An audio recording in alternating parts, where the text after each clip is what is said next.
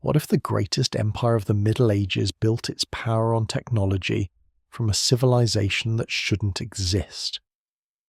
Most people think Byzantium fell because of military weakness or economic decline, but the truth hiding beneath Constantinople's marble floors tells a darker story about knowledge too dangerous to possess.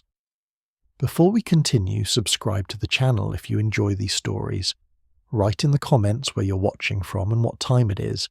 I always find it fascinating to see people from around the world united by one story. This is a story for sleep, so get comfortable, dim your screen brightness, and lower the volume to a comfortable level. Let this story become a bridge to your dreams. Constantinople stood besieged in the spring of 1203. The Fourth Crusade's fleet choked the harbour with Venetian warships. Inside the city walls, panic gripped both nobility and peasants as food supplies dwindled. Emperor Alexios III spent his nights burning documents in the Great Palace, destroying records of imperial secrets before they could fall into Latin hands. Nobody suspected one secret ran deeper than any parchment could record. Marco Gradenigo arrived with a Venetian contingent seeking profit, not salvation. The merchant possessed sharp eyes for opportunity and sharper tools for exploiting chaos. While Crusader knights argued about siege strategy, Gradenigo bribed a palace guard with promises of gold waiting across the Bosporus. The guard revealed a collapsed section of the palace's eastern foundation, a gap where recent earthquakes had cracked ancient stonework. Gradenigo entered alone on a moonless night. His torch revealed corridors that predated Byzantine construction, walls built from blocks cut with precision that shamed modern masons. The air smelled of salt and something metallic, sharp against his tongue. These passages shouldn't exist beneath a palace built 9 centuries earlier. The stones themselves seemed wrong, their surfaces too smooth, their joints too perfect. 3 levels down, the corridor opened into a chamber. Gradenigo froze. The room defied logical explanation. Crystalline objects rested on stone pedestals arranged in geometric patterns, triangles, hexagons, spirals. Each crystal pulsed with faint inner light, no flames needed, no oil burning. The glow shifted through colours that had no names, hues human eyes weren't designed to process comfortably. Symbols covered the chamber walls, carved deep into rock harder than granite. The writing resembled no alphabet Gradenigo had encountered trading from London to Cairo. He approached the nearest crystal. Warmth radiated from its surface despite the chamber's deep chill. The object was heavier than it looked, dense beyond natural stone. Gradenigo wrapped it in cloth and reached for a second piece, greed overcoming caution.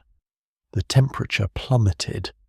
His breath became visible fog.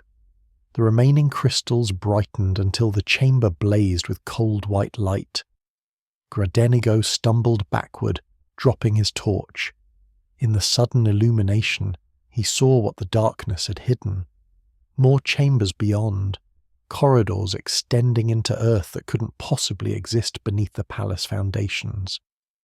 Hundreds of objects waited in those depths, maybe thousands, all pulsing in rhythm like a massive stone heart beating beneath Constantinople. Footsteps echoed from the entrance passage. Gradenigo ran, clutching his stolen crystal, abandoning his torch. The light followed him, reflecting off walls that seemed to shift and change as he passed. The symbols on the stone began moving, rearranging themselves into different patterns. His mind rejected what his eyes reported. Stone doesn't move.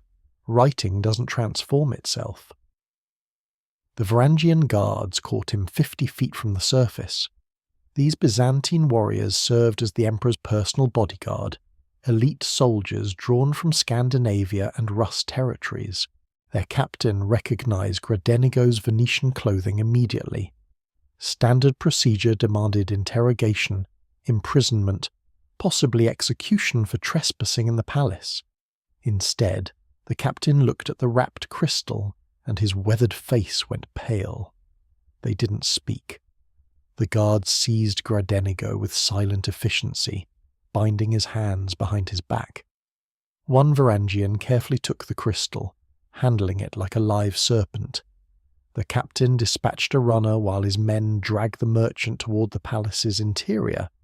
Not to the prisons, not to the courts, somewhere else.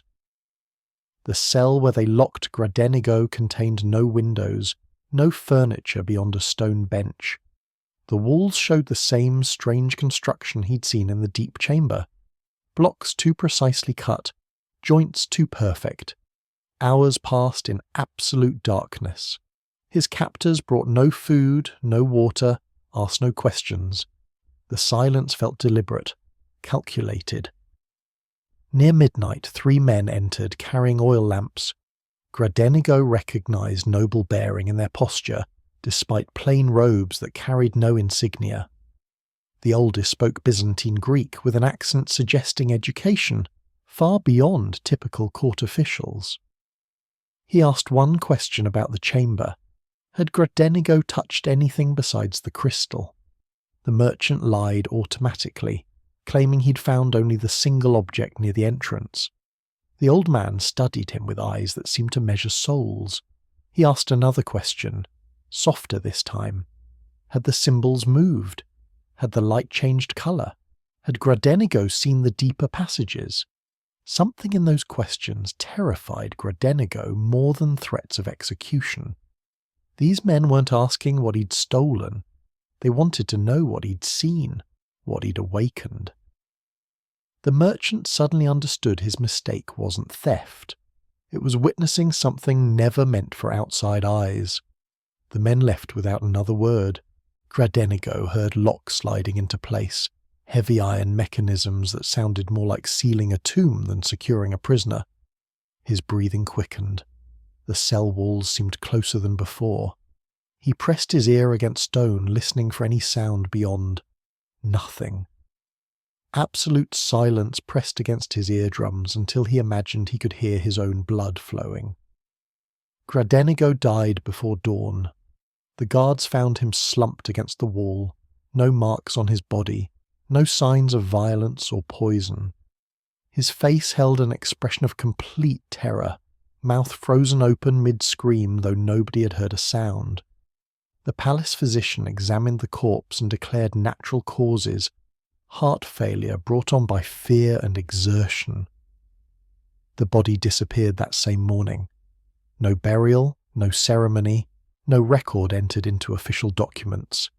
Venetian commanders later searched for their missing merchant but found no trace. Byzantine officials claimed no knowledge of any captured intruders. Marco Gradenigo vanished from history as completely as the chamber he'd discovered.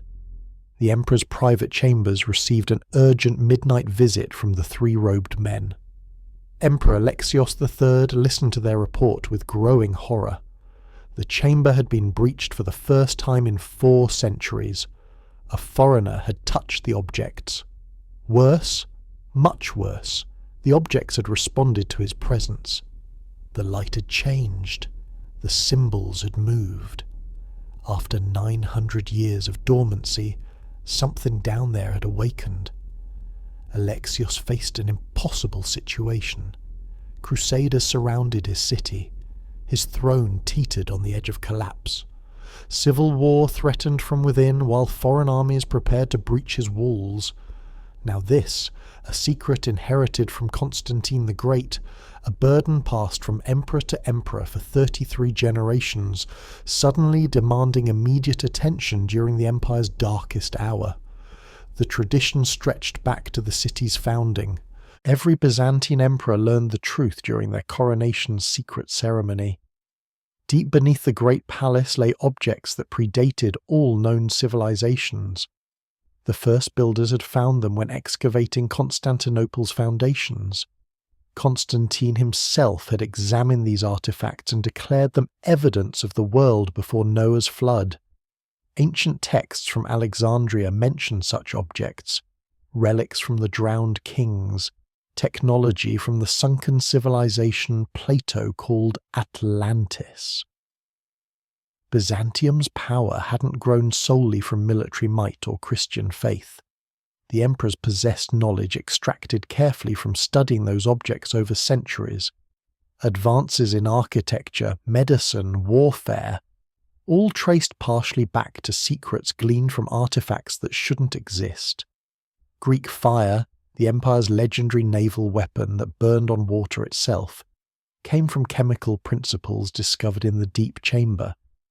The Hagia Sophia's impossible dome defied contemporary engineering because its designers understood structural mathematics found on Atlantean tablets.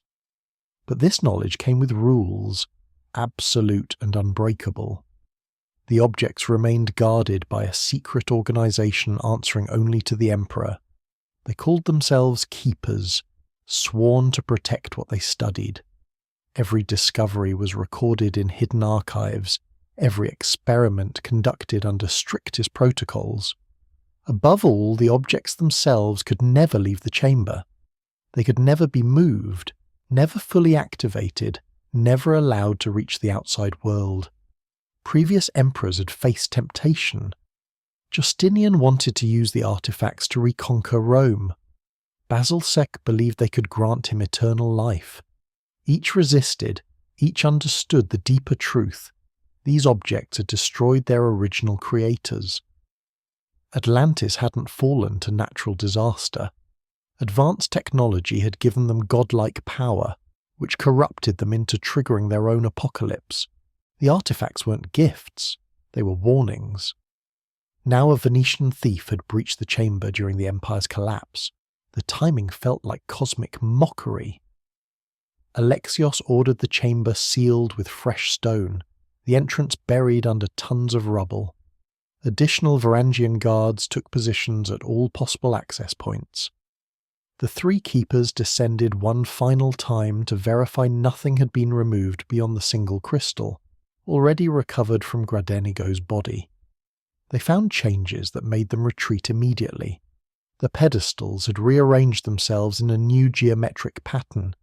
Symbols on the walls glowed faintly, letters forming words in languages dead for millennia. One crystal had cracked down its centre, revealing circuitry inside impossible for ancient hands to construct. The chamber wasn't dormant anymore. Something had awakened, triggered by the first outside contact in centuries. The keepers reported to Alexios with unanimous recommendation: destroy everything. Collapse the entire chamber, bury the object under the palace foundations, forget the location forever. Let Constantinople's conquerors inherit ignorance instead of danger. Alexios refused. Destroying knowledge accumulated over 9 centuries felt like murdering Byzantium's soul. The artifacts represented the empire's greatest secret, proof that their civilization stood on shoulders of giants who touched the divine. He issued different orders. The chamber would be sealed but not destroyed. New keepers would be appointed from those fleeing the Crusader advance. The secret would survive even if the city fell. The decision haunted him through Constantinople's final days under his rule. A month later, his own brother deposed him in a palace coup. Alexios died in prison, blind and forgotten, another emperor consumed by the throne's impossible burdens. His brother lasted less than a year before the Crusaders breached the walls. The secrets beneath the great palace waited through the chaos. While Latin conquerors looted Constantinople's surface treasures, gold, silver, holy relics, priceless manuscripts, the real prize stayed hidden beneath their feet. Crusader chroniclers later wrote about finding unusual wealth, but nothing beyond normal imperial luxuries. They never suspected that walls around them incorporated dust from crystals that predated human civilization. They never knew that foundations supporting their victory stood above chambers holding artifacts from a lost world. The keepers survived the conquest by abandoning the city with other refugees. They carried their knowledge into exile, memorizing locations, passing secrets to successors through oral tradition, too dangerous to record in writing. Byzantine emperors in Nicaea and Trebizond inherited incomplete versions of the secret, fragments of a truth too vast to fully preserve. But certain things couldn't be forgotten. Every surviving keeper remembered Marco Gradenigo's fate. They remembered how the chamber responded to his presence, how the objects awakened after centuries of sleep. Most of all, they remembered the terror on his dead face and wondered what he'd seen in those final moments alone in his cell. Something had shown him the truth. Something from the deep chambers had reached across stone and darkness to touch his mind. The keepers suspected the objects weren't entirely inanimate. Perhaps they possessed awareness, intelligence, purpose. Perhaps they'd been waiting through the centuries for the right moment, the right circumstances, the right civilization to finally understand their true function. Gradenigo's death brought another century of security. His terror, witnessed only by stone walls, taught a lesson worth remembering. Some secrets guarded themselves. Some knowledge came with a cost measured in sanity and souls. The Atlantean artifacts weren't just objects to protect. They were dangers to survive, mysteries to resist, temptations to overcome generation after generation. The Byzantine emperors would spend the next 250 years maintaining that resistance even as their empire crumbled. They would guard artifacts more carefully than their own crowns, protect secrets more zealously than their borders. The tradition Constantine established would outlive his city, outlive his empire, outlive the very civilization built to preserve it. Because beneath Constantinople's marble and gold, beneath 9 centuries of Christian glory, beneath the greatest empire of the medieval world, something ancient and terrible waited. Something from Atlantis, something that had destroyed one civilization already, something that still wasn't finished. Constantine the Great stood at the edge of a pit that shouldn't exist. Spring of 330 AD brought transformation to the small Greek town of Byzantium. Imperial engineers had spent 3 months excavating foundations for what Constantine envisioned as Rome's successor, a new capital positioned at the crossroads of Europe and Asia. Workers expected bedrock and ancient Greek construction, perhaps remnants of the old Acropolis. Instead, they'd broken through into something that made even hardened soldiers step back from the pit's edge. The foreman's message had reached Constantine with unusual urgency, not a request for imperial inspection, but a plea for immediate presence. The emperor arrived with a small retinue of trusted generals, leaving most of his court behind in Nicomedia. What he saw justified the secrecy. The excavation had punched through 30 feet of earth and Greek-era construction before hitting a ceiling. Not natural cave formations, constructed space. The workers had carefully enlarged the hole, revealing a chamber built from massive stone blocks fitted together without mortar. Each block weighed several tons, yet joined its neighbours with gaps thinner than parchment. Roman engineering couldn't achieve such precision. Greek builders hadn't possessed tools capable of cutting stone this cleanly. Constantine ordered ropes and torches. He descended personally despite advisors urging caution. The emperor had conquered half the known world through boldness, not hesitation. Fear wasn't in his vocabulary, though what awaited below tested even his legendary courage. The chamber stretched 40 paces in each direction. Columns supported the ceiling at regular intervals, carved from single pieces of rock in styles matching no known architectural tradition. The air tasted stale but breathable, preserved somehow across centuries of isolation. Constantine's torch revealed walls covered in symbols, not Greek, not Latin, not Egyptian hieroglyphs, not Persian cuneiform, something else entirely. Stone pedestals rose from the floor in precise geometric arrangements. Upon each rested objects that defied immediate classification.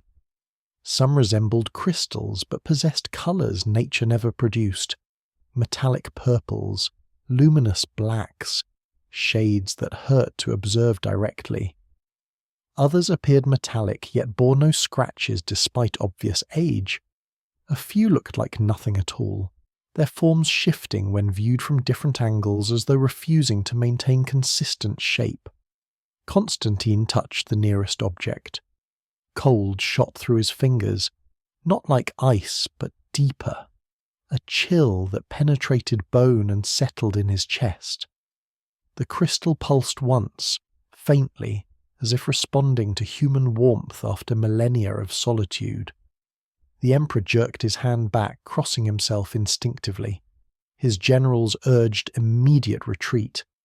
These objects reeked of pagan magic, demonic influence, corruption that could poison the emperor's Christian soul.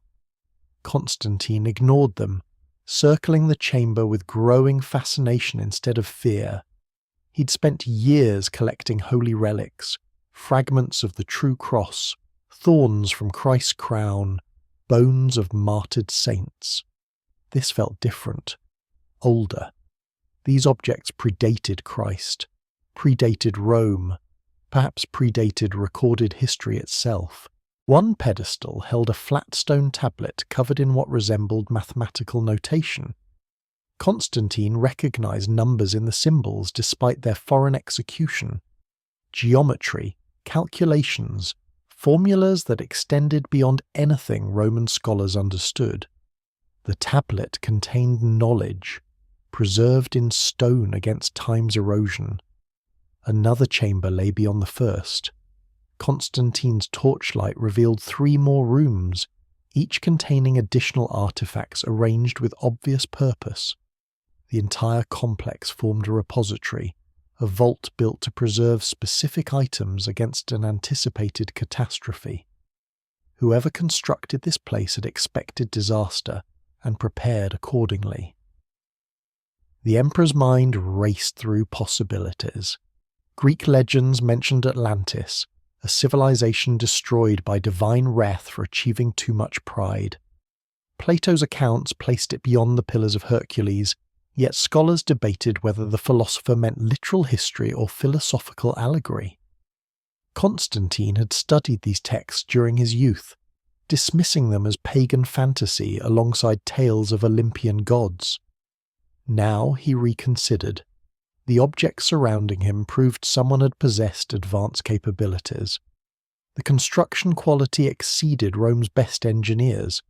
The materials included substances unknown to contemporary metallurgy and mineralogy.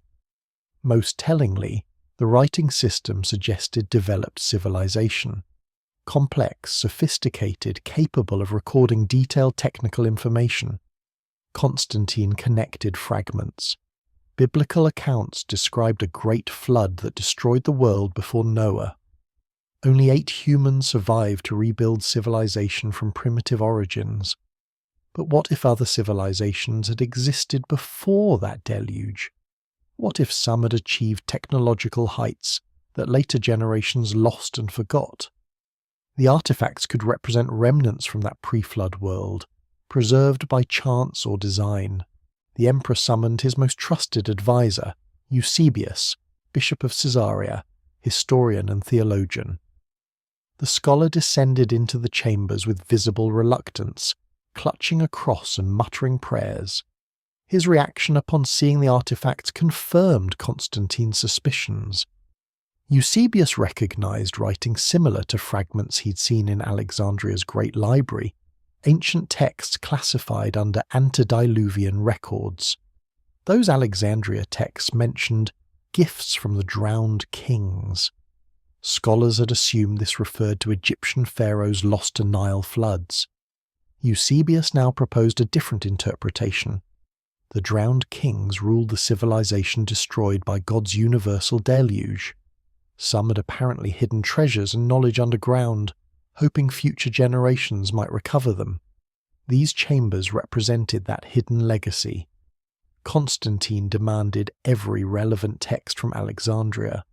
Messengers departed immediately with imperial authority to requisition manuscripts regardless of library protests. Within weeks, scrolls arrived describing a pre-flood civilization that had touched the divine through earthly means. The text warned these ancients had achieved powers beyond human capacity, which corrupted them until God intervened with cleansing waters. The parallels to Plato's Atlantis account became undeniable. Atlantis hadn't been philosophical metaphor or distant island nation. It represented the actual pre-flood civilization, technologically advanced beyond contemporary understanding, destroyed for overreaching human limitations. The artifacts weren't magical or demonic.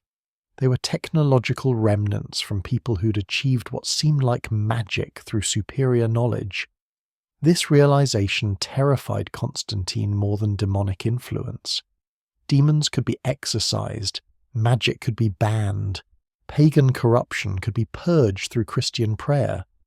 But knowledge was different. Once understood, it couldn't be unknown. Once discovered, it demanded exploration. These artifacts represented forbidden fruit, not mystical corruption, but intellectual temptation toward the same pride that had destroyed their creators.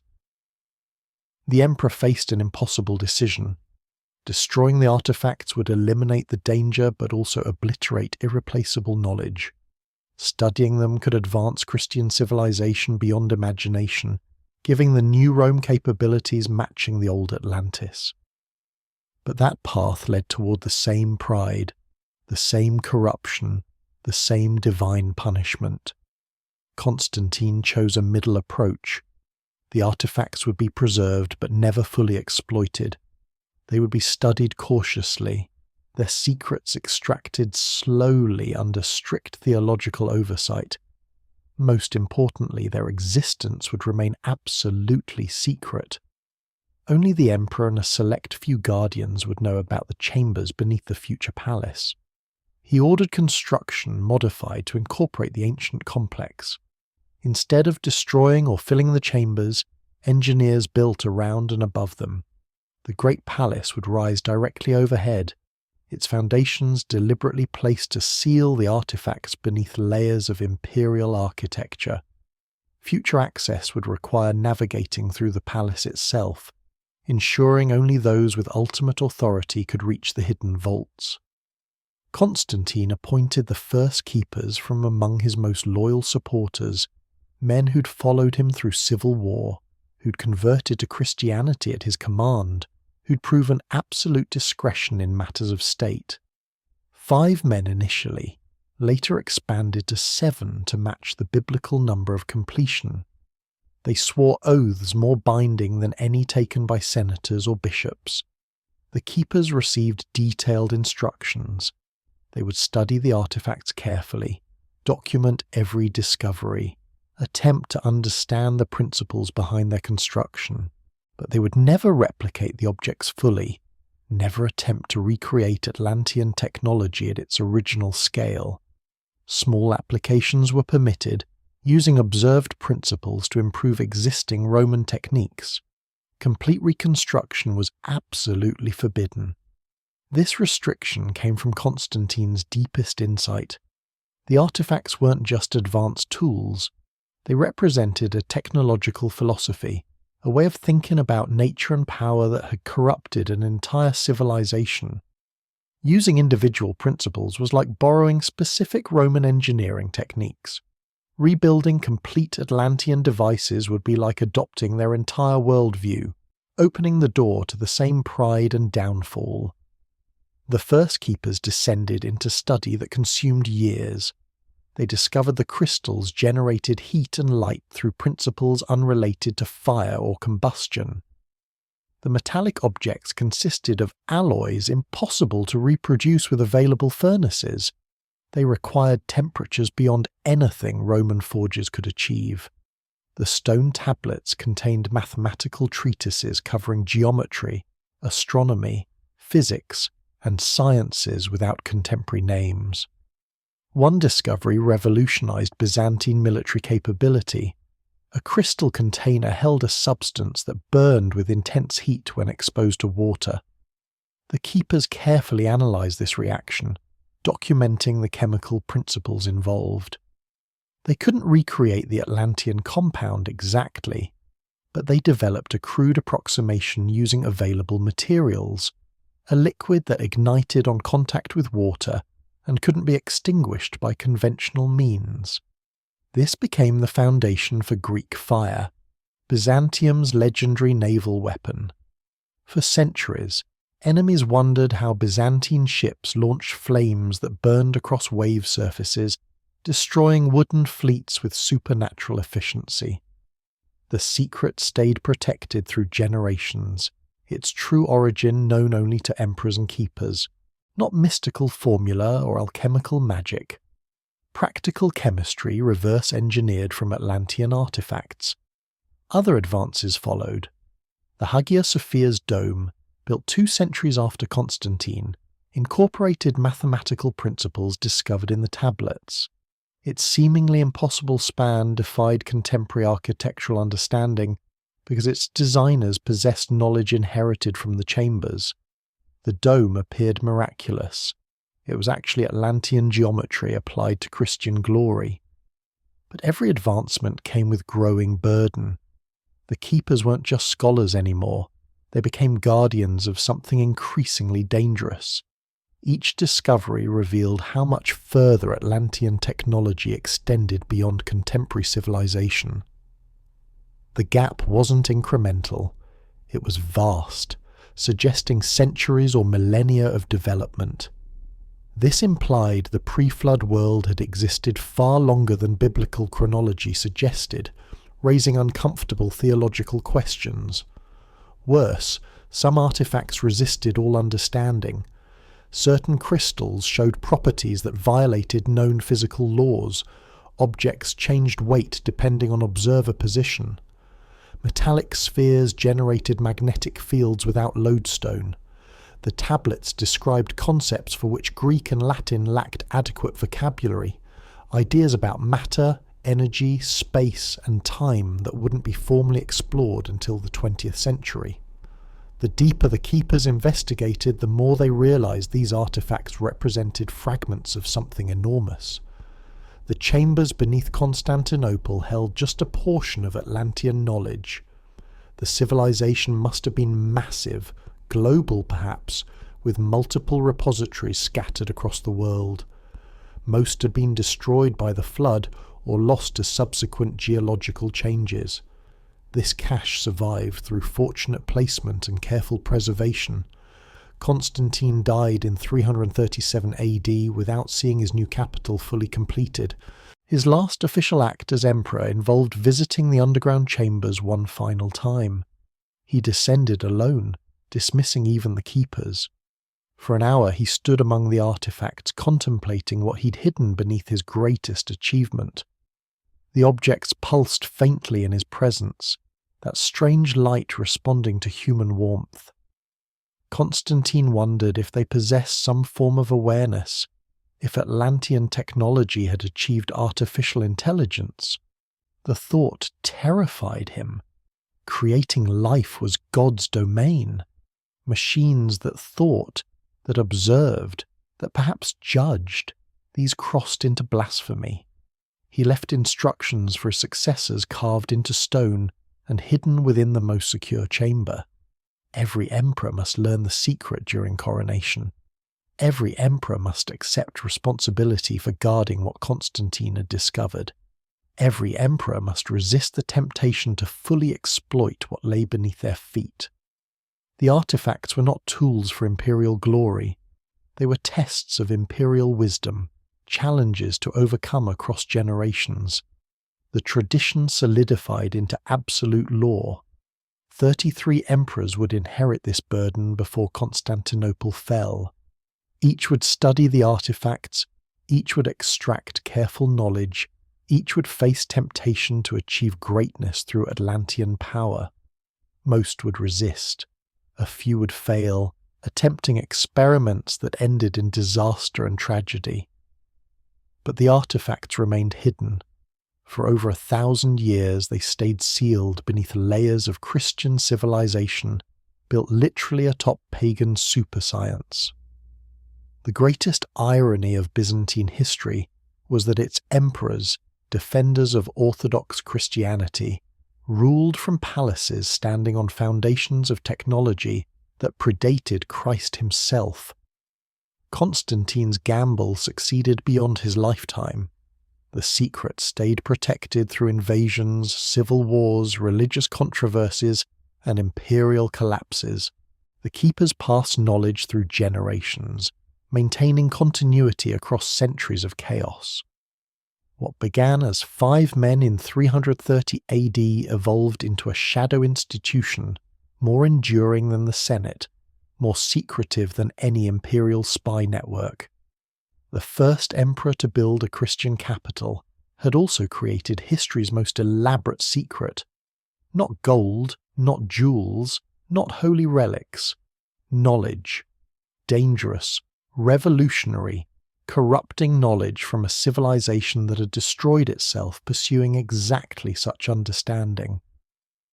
Constantine understood what later emperors would learn through bitter experience. Some secrets guarded their keepers as much as keepers guarded them. The artifacts weren't prisoners in underground chambers.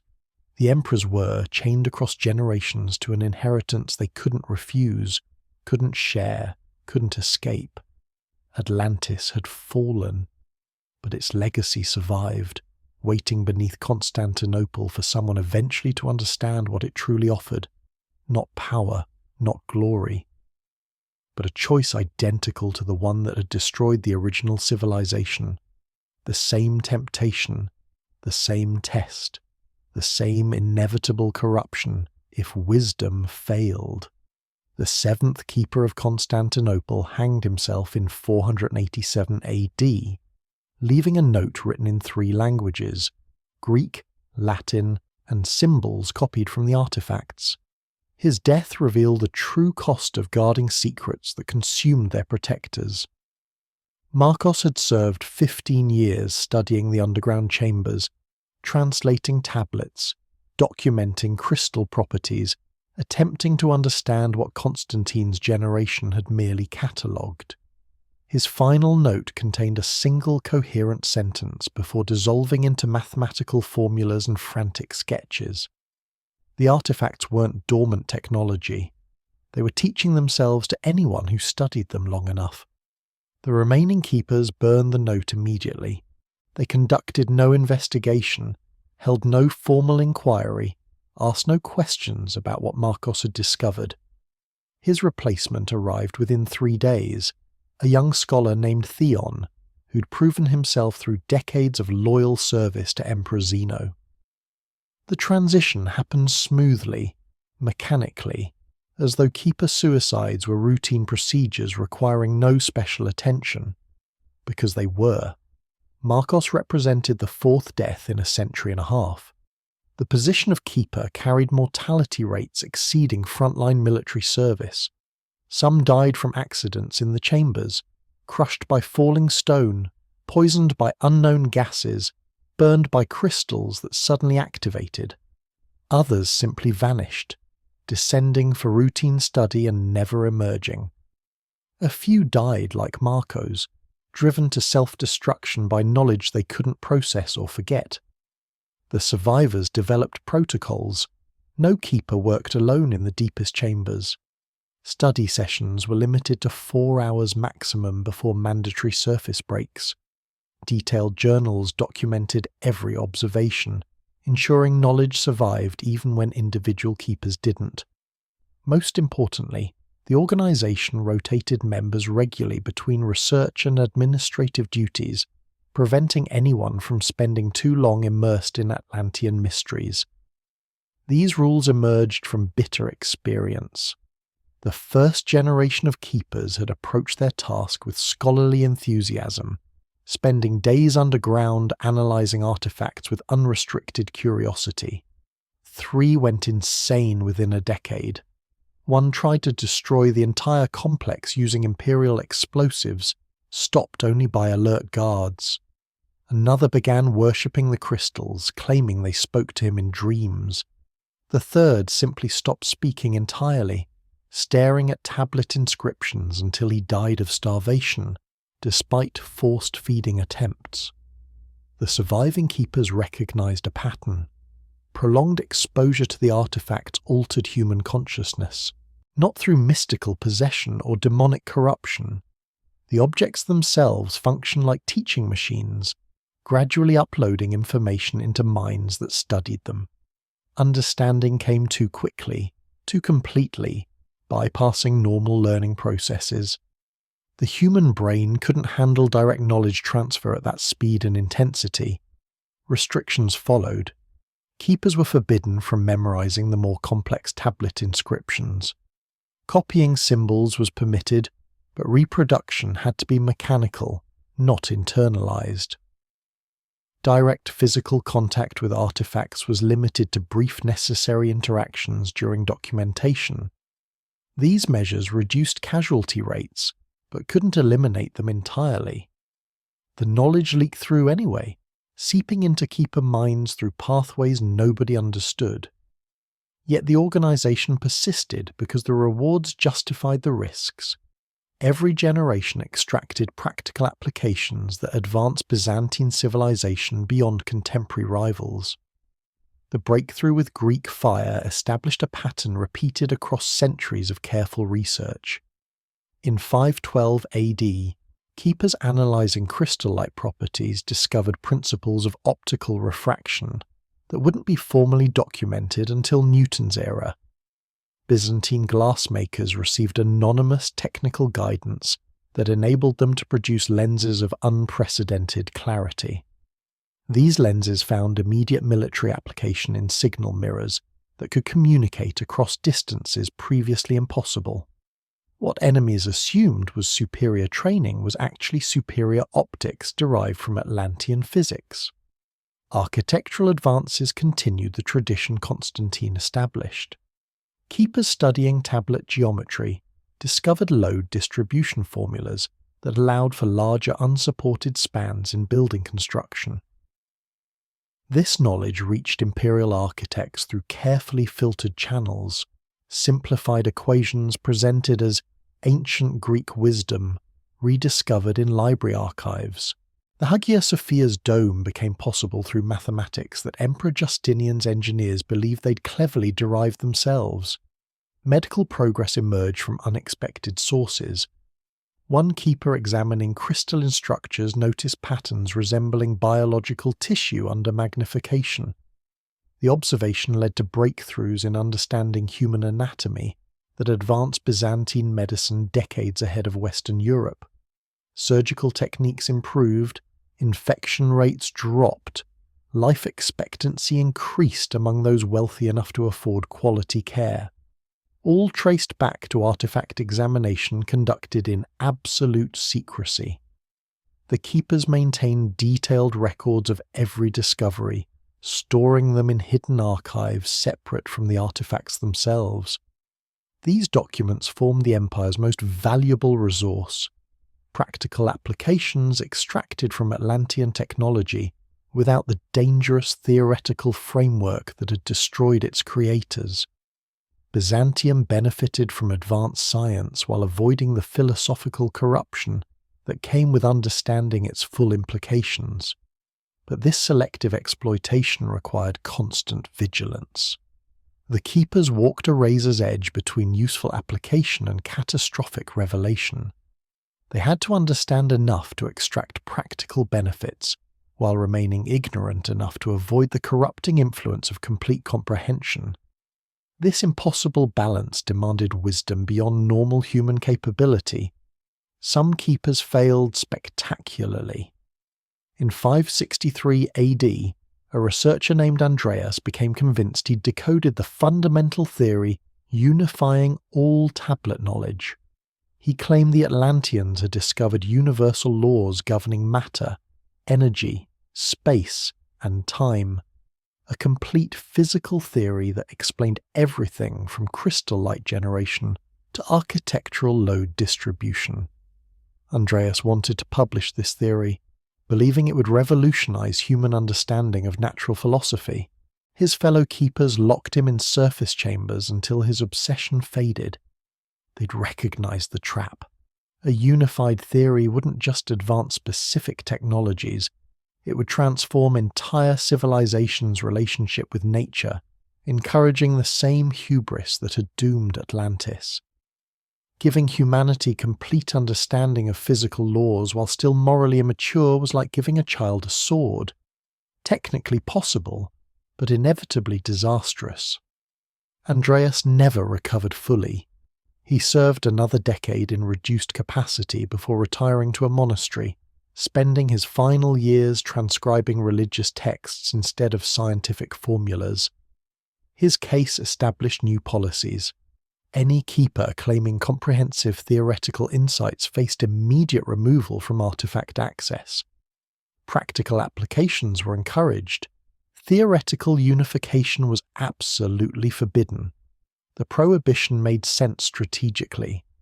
Byzantine emperors needed specific technological advantages over enemies: better weapons, stronger fortifications, faster ships. They didn't need philosophical revolutions that might undermine religious authority or social stability. Christianity provided moral framework and cultural cohesion.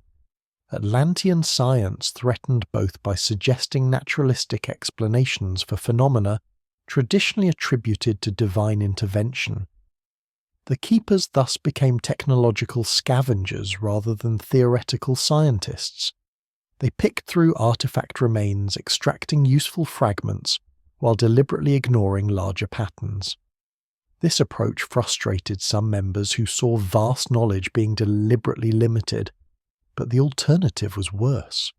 Full theoretical understanding would inevitably lead some emperor to attempt recreating Atlantean technology at original scale, with predictably catastrophic results. One artifact particularly tempted successive keeper generations. A metallic sphere roughly 8 inches in diameter sat in the deepest chamber, mounted on a pedestal covered with warning inscriptions. The symbols translated roughly to seed of the great work, or possibly core of the foundational device. The sphere's surface showed no seams, no openings, no obvious function, yet it generated a measurable energy field that intensified when approached by living beings. Early keepers had attempted to open the sphere through every method available: heating, freezing, chemical treatment, mechanical force. Nothing worked. The metal absorbed hammer blows without denting, endured forge temperatures without softening, resisted acids that dissolved other materials. It seemed indestructible. Yet the warning inscriptions suggested it was also incredibly dangerous. Theoretical analysis of the sphere's energy field revealed disturbing possibilities. The power output exceeded anything achievable through contemporary technology by orders of magnitude. If the sphere was merely a component, a seed or core, what was the complete device? What could Atlanteans build that required power sources this concentrated? The implications range from city-destroying weapons to civilization-spanning energy networks. Emperor Leo I ordered the sphere moved to a separate isolated chamber in 467 AD after a keeper was found unconscious beside it, bleeding from ears and nose. The man survived but never regained full cognitive function, spending his remaining years performing simple tasks while muttering fragments of equations. The sphere stayed sealed behind additional stone barriers, marked with new warnings in Greek and Latin supplementing the original Atlantean inscriptions. Yet even isolation couldn't fully contain its influence. Keepers working in adjacent chambers reported unusual dreams, visions of vast machines, geometric cities, energy flowing through crystalline networks spanning continents. These dreams came too consistently, too vividly to dismiss as random nightmares. Something about the sphere projected information even through stone walls, seeping into nearby human consciousness like radiation through shielding. The psychological toll on keepers extended beyond individual deaths and madness. The organization developed a collective paranoia born from protecting secrets that nobody else could understand or appreciate. Members lived double lives, respected scholars and administrators in public, guardians of impossible knowledge in private. The contradiction ate at their sanity slowly, corrosively, across decades of service. They watched emperors make strategic decisions based on incomplete information, unable to reveal that artifact-derived technology could solve problems or create opportunities. They observed theological debates about nature and divinity, while possessing evidence that would revolutionize religious understanding. They studied philosophical treatises on human knowledge limitations, while personally exceeding those limits through access to Atlantean wisdom. This isolation bred peculiar behaviors. Keepers developed their own internal language mixing Greek with Atlantean terms, creating a hybrid dialect that only they understood. They crafted elaborate rituals around chamber access, prayers, purifications, symbolic gestures, designed to psychologically prepare members for confronting non-human intelligence preserved in ancient artifacts. Some rituals had practical purposes like preventing contamination. Others served purely psychological needs, helping keepers maintain mental stability through familiar structure. The organization's structure evolved into something resembling a secret religious order. Senior keepers served as high priests of forbidden knowledge, initiating junior members through carefully graduated exposure to artifact mysteries.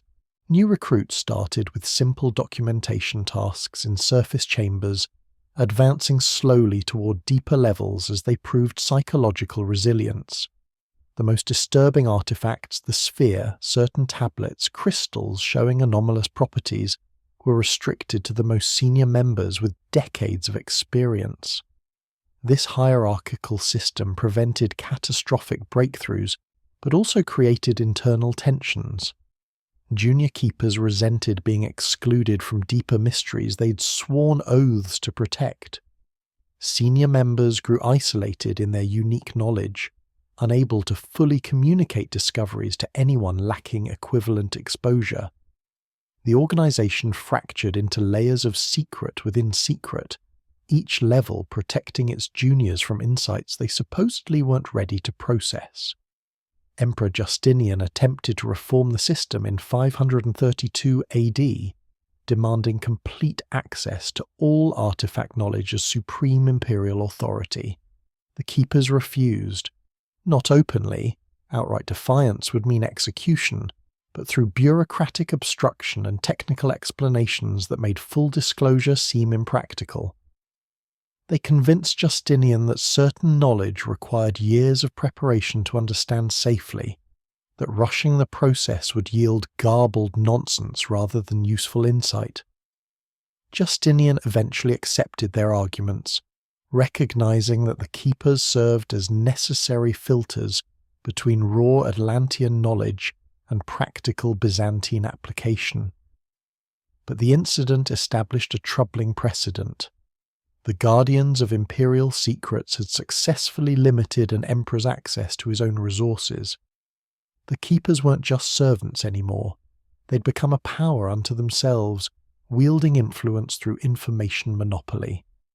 This shift transformed the organization's self-perception.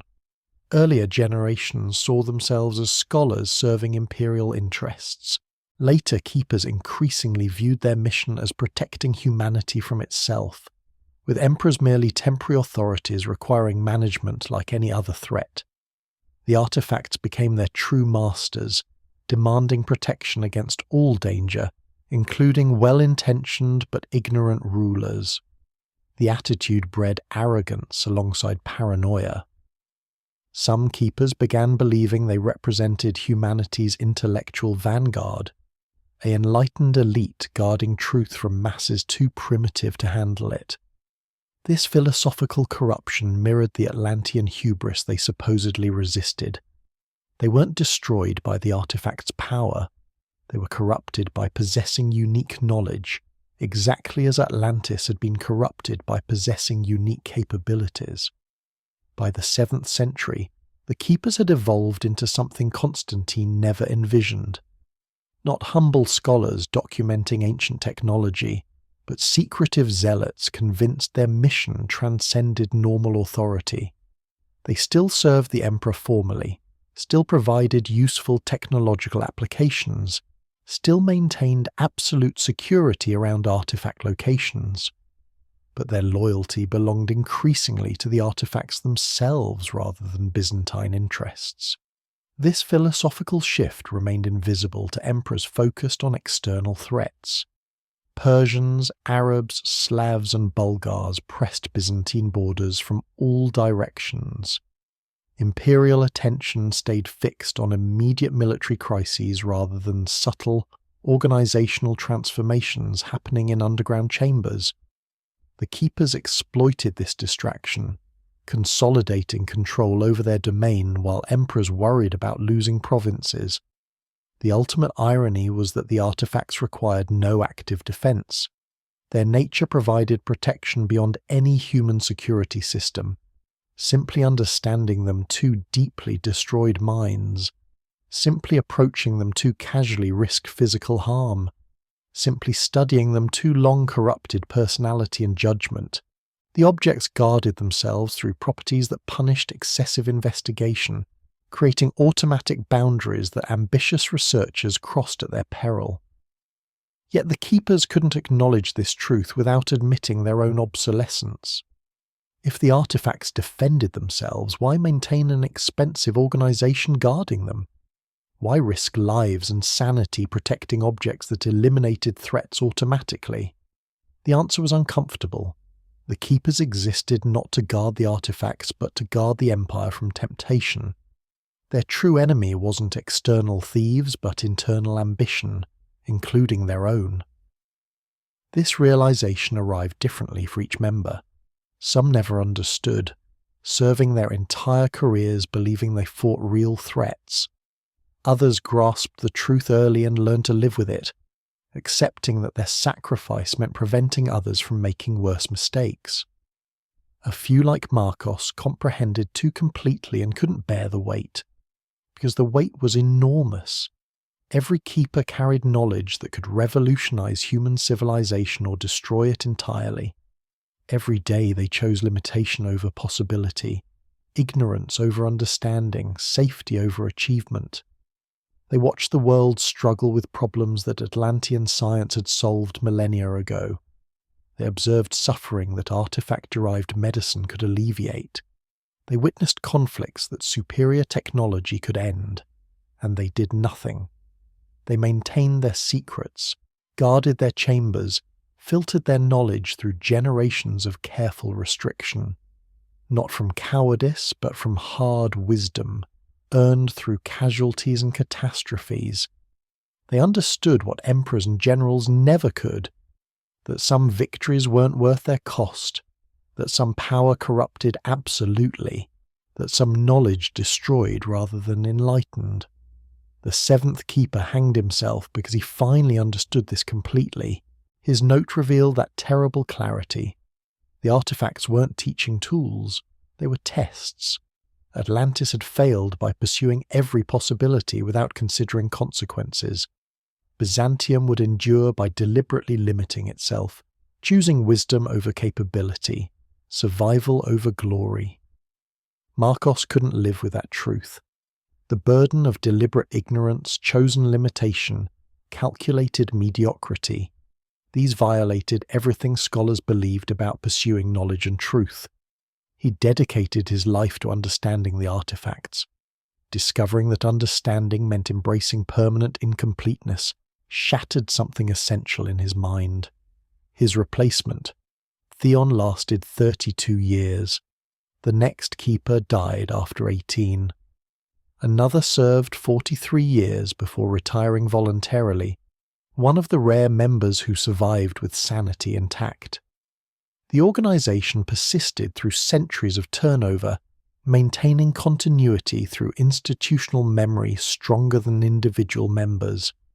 And beneath their feet, deeper than any keeper had yet explored, additional chambers waited in darkness.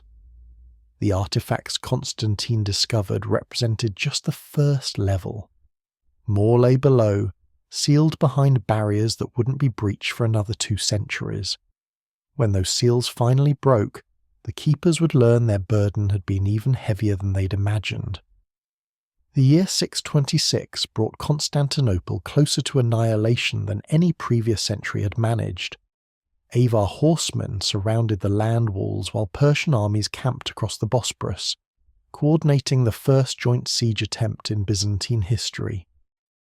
Emperor Heraclius had gambled everything on a desperate campaign into Persian heartland, leaving his capital defended by a skeleton garrison and prayers.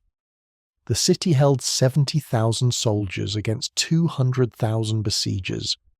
Mathematics predicted inevitable collapse within weeks. The keepers faced their own crisis simultaneously. 3 members had died in the previous month, not from siege action but from chamber incidents. One was found with his skull split open beneath a fallen crystal that should have been securely mounted. Another simply vanished during routine documentation, his journal ending mid-sentence with ink still wet. The third started screaming during a senior council meeting and didn't stop for 6 hours until his heart gave out. The artifacts were becoming more active. Crystals that had remained dormant for centuries began pulsing with irregular rhythms. Tablets showed symbols rearranging themselves overnight despite being solid stone. The metallic sphere in the isolated chamber generated heat sufficient to warm surrounding rock, something it had never done in 300 years of observation. Energy readings spiked without explanation or pattern. Senior keepers debated emergency protocols. Some argued for immediate evacuation, sealing the chambers permanently before whatever was awakening fully activated. Others insisted on maintaining observation precisely because the changes might reveal critical insights. The dispute grew heated as siege pressures mounted and artifact anomalies intensified simultaneously. Then Cosmus arrived at the palace gates requesting immediate audience with the emperor. Nobody knew his origins. The guards recorded him as a monk from somewhere east, possibly Syria or Armenia, speaking Greek with an accent suggesting multiple native languages. He carried no possessions beyond rough robes and a walking staff. His age was impossible to determine, somewhere between 40 and 70, weathered by travel but possessed of unsettling vitality.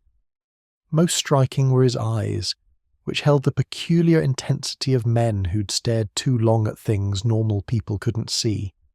Cosmus claimed prophetic visions about the siege's outcome and Constantinople's fate.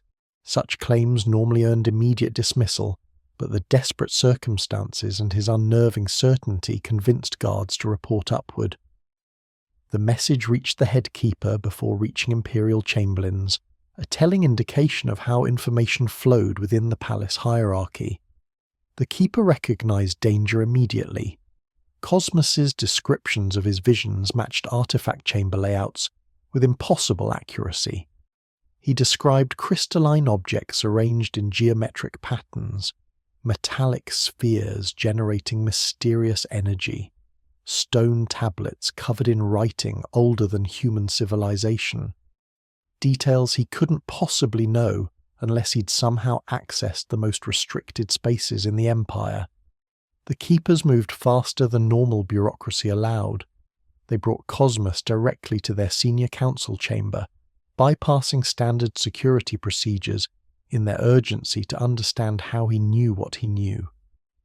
The monk showed no surprise at being intercepted, almost as if he'd expected this exact response. His explanation chilled everyone present. The visions hadn't come from divine revelation or demonic influence. They came from the artifacts themselves, projecting information into a sleeping mind across hundreds of miles. Cosmus had been dreaming about the chambers for 3 years, seeing Constantinople's underground secrets in progressively greater detail each night. The visions intensified as he travelled westward, growing clearer and more urgent the closer he came to their physical source. The artifacts were calling him, or warning him, possibly both. Cosmas described what the keepers had spent centuries trying to understand. The objects weren't passive remnants of a dead civilization. They possessed a form of awareness, not consciousness exactly, but something analogous, a purpose embedded in their construction that persisted across millennia. The Atlanteans had built them as repositories of knowledge and technology, but also as warnings, seeds that could germinate into civilization-destroying power if conditions aligned correctly. Those conditions were aligning now. The siege's desperation, the Empire's existential crisis, the Keeper's intensified research over recent decades, all combined to create circumstances where someone might attempt using the artifacts as weapons. Cosmas saw this in his visions. He saw Heraclius discovering the chambers, learning about Atlantean technology, deciding to activate dormant devices to repel the Avars and Persians. He saw Constantinople consumed by energies nobody could control, a second catastrophe echoing Atlantis' original destruction. The Keepers demanded specifics. What exactly would happen if artifacts were activated? What mechanisms would trigger? What could be done to prevent it? Cosmas provided answers that confirmed their worst theoretical fears. The Atlanteans hadn't been destroyed by natural disaster or divine punishment. They'd annihilated themselves through weapons built from the same principles that powered their entire civilization. Technology and warfare had merged until cities themselves became weapons, drawing energy from geological forces and atmospheric phenomena. The final war had torn continents apart, raised and lowered seas, altered climate patterns that persisted into the modern era. The artifacts in Byzantine possession were components of that weapon system. Not complete devices, but critical pieces, control nodes, power regulators, targeting arrays. Individually they seemed benign, useful for generating light or heat, or enabling calculation. Combined and activated properly, they could tap into planetary energy flows that dwarfed human-scale comprehension. The Atlanteans who survived the catastrophe they'd triggered spent their final years hiding these components worldwide, burying them deep with warning inscriptions. They hoped future civilizations would find and study them cautiously, learning from Atlantean mistakes rather than repeating them. The artifacts were meant as educational tools and cautionary examples, not operational technology. But the human tendency toward weaponizing every discovery remained constant across civilizations. The Byzantines had resisted full activation for centuries through a combination of religious restraint and practical caution. That resistance was failing as desperation grew and understanding deepened. Someone would eventually attempt using the artifacts as their creators had, with identical catastrophic results. Cosmas's prophecy was specific. If Constantinople's defenders activated artifact-based weapons during the current siege, the city would be utterly destroyed within 3 days. Not conquered, not damaged, erased. The weapons would draw energy from tectonic stress beneath the Bosporus, triggering earthquakes that would level every structure, while simultaneously igniting atmospheric reactions that would incinerate everything in a 50-mile radius. 200,000 besiegers would die alongside the city's defenders. The Aegean coastline would be permanently altered. The Keepers verified his descriptions against their most classified research. Cosmas knew things documented only in sealed archives, theoretical analyses never shared beyond senior membership. His accuracy regarding artifact properties and potential applications was absolute. Either he'd somehow accessed their records, which was impossible given security measures, or his visions genuinely connected him to the artifact's embedded knowledge. They brought him to Emperor Heraclius despite the siege crisis demanding imperial attention elsewhere. The meeting occurred in a fortified room deep within the palace, far from normal court locations. Heraclius arrived exhausted from coordinating defences, sceptical of mystic warnings, but desperate enough to hear any possibility. Cosmus repeated his prophecies with uncomfortable precision. He described not just the artifact danger, but the siege's eventual outcome. The Avars and Persians would fail through discoordination and poor timing. A storm would destroy their naval assault.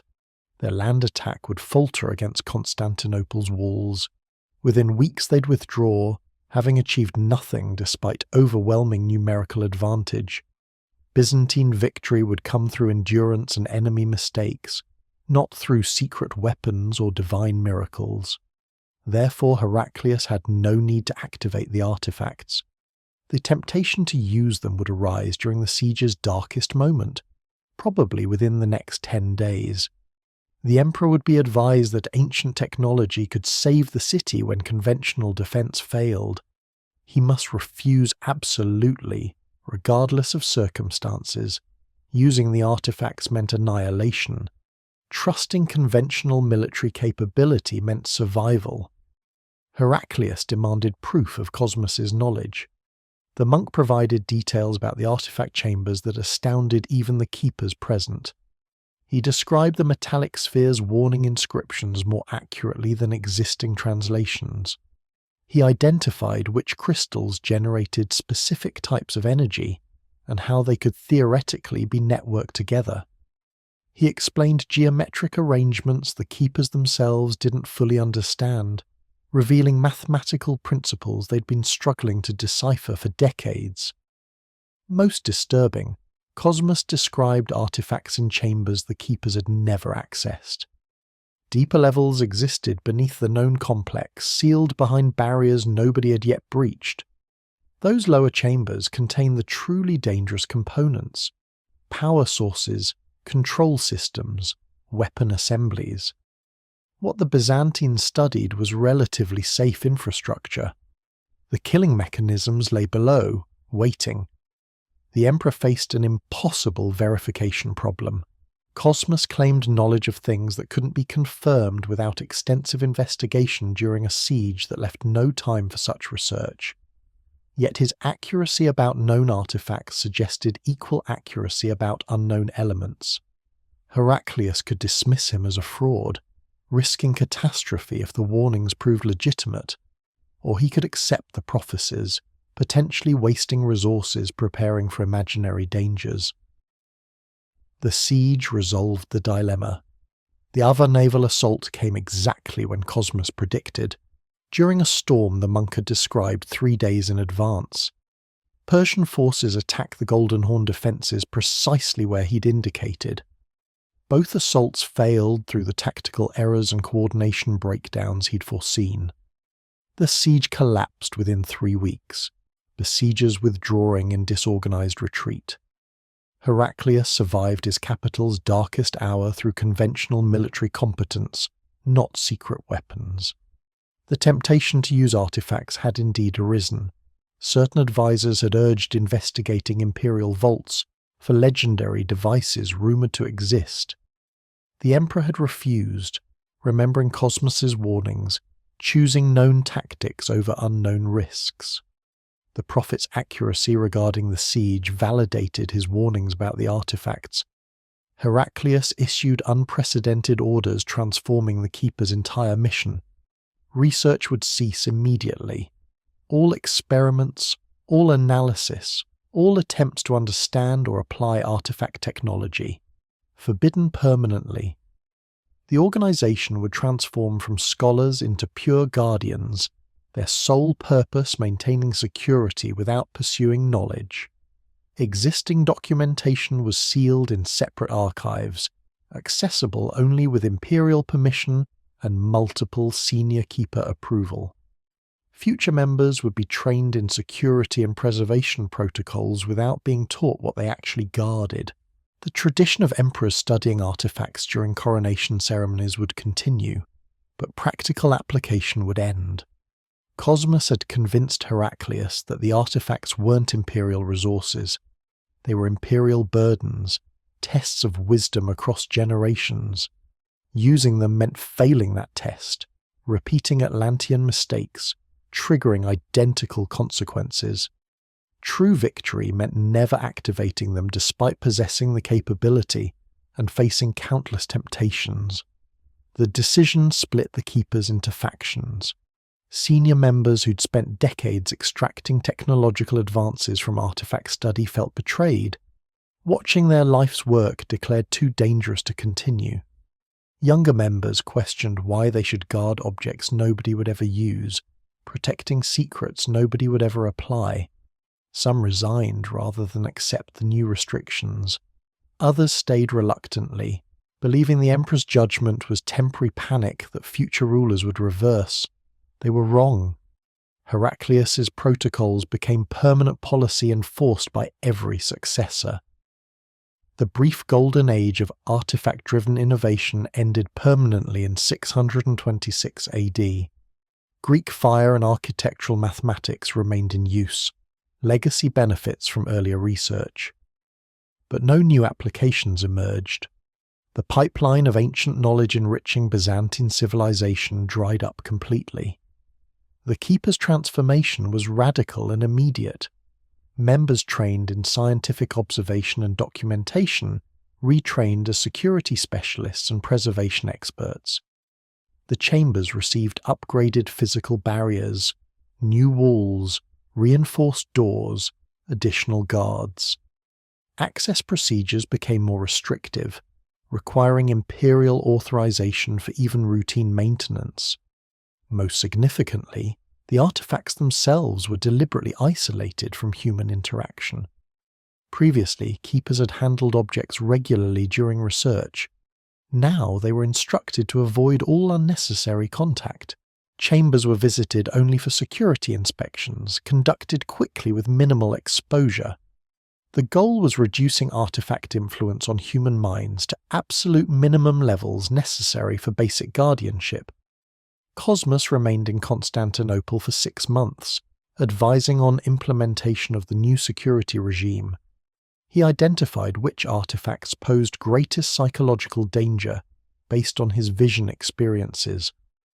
The metallic sphere was moved to a chamber sealed with multiple barriers, accessible only in direst emergencies. Certain tablets showing anomalous properties were similarly isolated. The least dangerous objects stayed in the original chambers, but under strict no-contact protocols. The Prophet provided detailed warnings about what signs indicated awakening artifact activity. Temperature changes, light anomalies, sound generation, electromagnetic effects, all suggested the objects were becoming more active and therefore more dangerous. Keepers were trained to recognize these indicators and respond with immediate enhanced isolation rather than scientific investigation. Then Cosmas left as mysteriously as he'd arrived. He refused imperial offers of permanent position, declined material rewards, accepted only basic provisions for continued travels. Before departing, he warned that the artifacts would attempt breaching their restrictions eventually. They possessed something resembling will or purpose that wouldn't remain dormant forever. Future generations would face renewed temptations as circumstances changed and memories faded. His final prophecy addressed Constantinople's ultimate fate. The city would endure for 8 more centuries, outlasting the Persian Empire, surviving Arab conquests, persisting through countless crises. But it would eventually fall when defenders forgot why certain secrets must stay buried. The artifacts wouldn't directly cause the fall, but failure to properly guard them would contribute to cascading failures culminating in collapse. Heraclius ordered this prophecy recorded and sealed, accessible to future emperors as warning and reminder. Each successor would read Cosmas's words during coronation ceremonies, learning that their inheritance included not just power and responsibility, but a deadline. Constantinople's survival depended on maintaining proper relationship with dangerous knowledge, respecting it without exploiting it, guarding it without studying it, preserving it without activating it. The Prophet's intervention fundamentally altered Byzantine civilization's trajectory. The empire that had been slowly advancing through artifact-derived technology plateaued technologically for the next 8 centuries. Military innovations slowed. Architectural achievements became conservative repetitions of earlier successes. Scientific progress stagnated at 7th century levels. Historians would later puzzle over Byzantium's technological stasis. The empire that had led medieval innovations suddenly stopped producing revolutionary advances. Standard explanations cited theological conservatism, economic decline, military pressures diverting resources from research. None mentioned the real reason: deliberate self-limitation imposed to prevent catastrophe. The keepers understood this sacrifice intellectually, but struggled with it emotionally. They watched Western European innovation accelerate during later centuries, seeing rivals develop technologies that artifact knowledge could have enabled Byzantium to achieve first. They observed military defeats that better weapons might have prevented. They witnessed economic decline that artifact-enhanced manufacturing could have reversed. And they maintained their silence, their restrictions, their absolute prohibition against applying what they guarded, not from cowardice, but from wisdom purchased through Cosmos's prophecies and Heraclius's courage.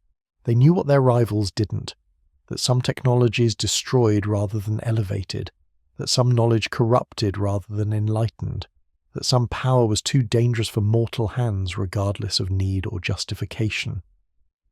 The artifacts waited beneath Constantinople, more extensively sealed than ever before, their potential deliberately suppressed. They would remain dormant for 2 more centuries before the next crisis tested Byzantine resolve. When that test came, it would arrive from an unexpected direction, challenging not the empire's military strength but its theological foundations. The prophet had warned about forgetting why secrets stayed buried, that forgetting would begin not through external pressure but internal controversy, not through military defeat but religious civil war. The artifact's next brush with activation would come wrapped in holy righteousness rather than desperate necessity. And this time, nobody would see the danger until almost too late. Emperor Leo III ordered the destruction of Christ's image in 726 AD, igniting a civil war that would tear Byzantium apart for over a century. The official justification cited theology. Icons were idolatrous, worship belonged to God alone, visual representations violated divine commandments. Church leaders divided between supporting imperial policy and defending traditional practices. Riots erupted in Constantinople as mobs attacked icon destroyers, while counter-mobs attacked icon defenders. The empire fractured along theological lines that seemed impossible to reconcile. Nobody outside the keepers knew the real reason. Leo hadn't become suddenly concerned with proper Christian worship. He'd discovered something in the Great Palace that made every religious icon in the empire a potential catastrophe. The revelation began with routine maintenance. Palace workers replacing damaged floor sections in the imperial chapel exposed original 4th century construction beneath later renovations. The foreman noticed something unusual about the underlying mosaic work. Tiny crystalline fragments embedded in the coloured glass, fragments that caught torchlight with unnatural intensity. He reported upward, concerned about valuable materials being buried and forgotten. A keeper examined the exposed mosaics within hours. Recognition came immediately. The crystalline fragments matched artifact samples stored in the chambers below, specifically the smaller shards that early researchers had separated for detailed study. Someone during Constantine's era had apparently disposed of these fragments by mixing them into mosaic materials, not realizing, or perhaps deliberately concealing, what they contained. Comprehensive investigation revealed the contamination's scope. Dozens of palace mosaics incorporated artifact fragments, concentrated especially in religious imagery created during the 4th and 5th centuries.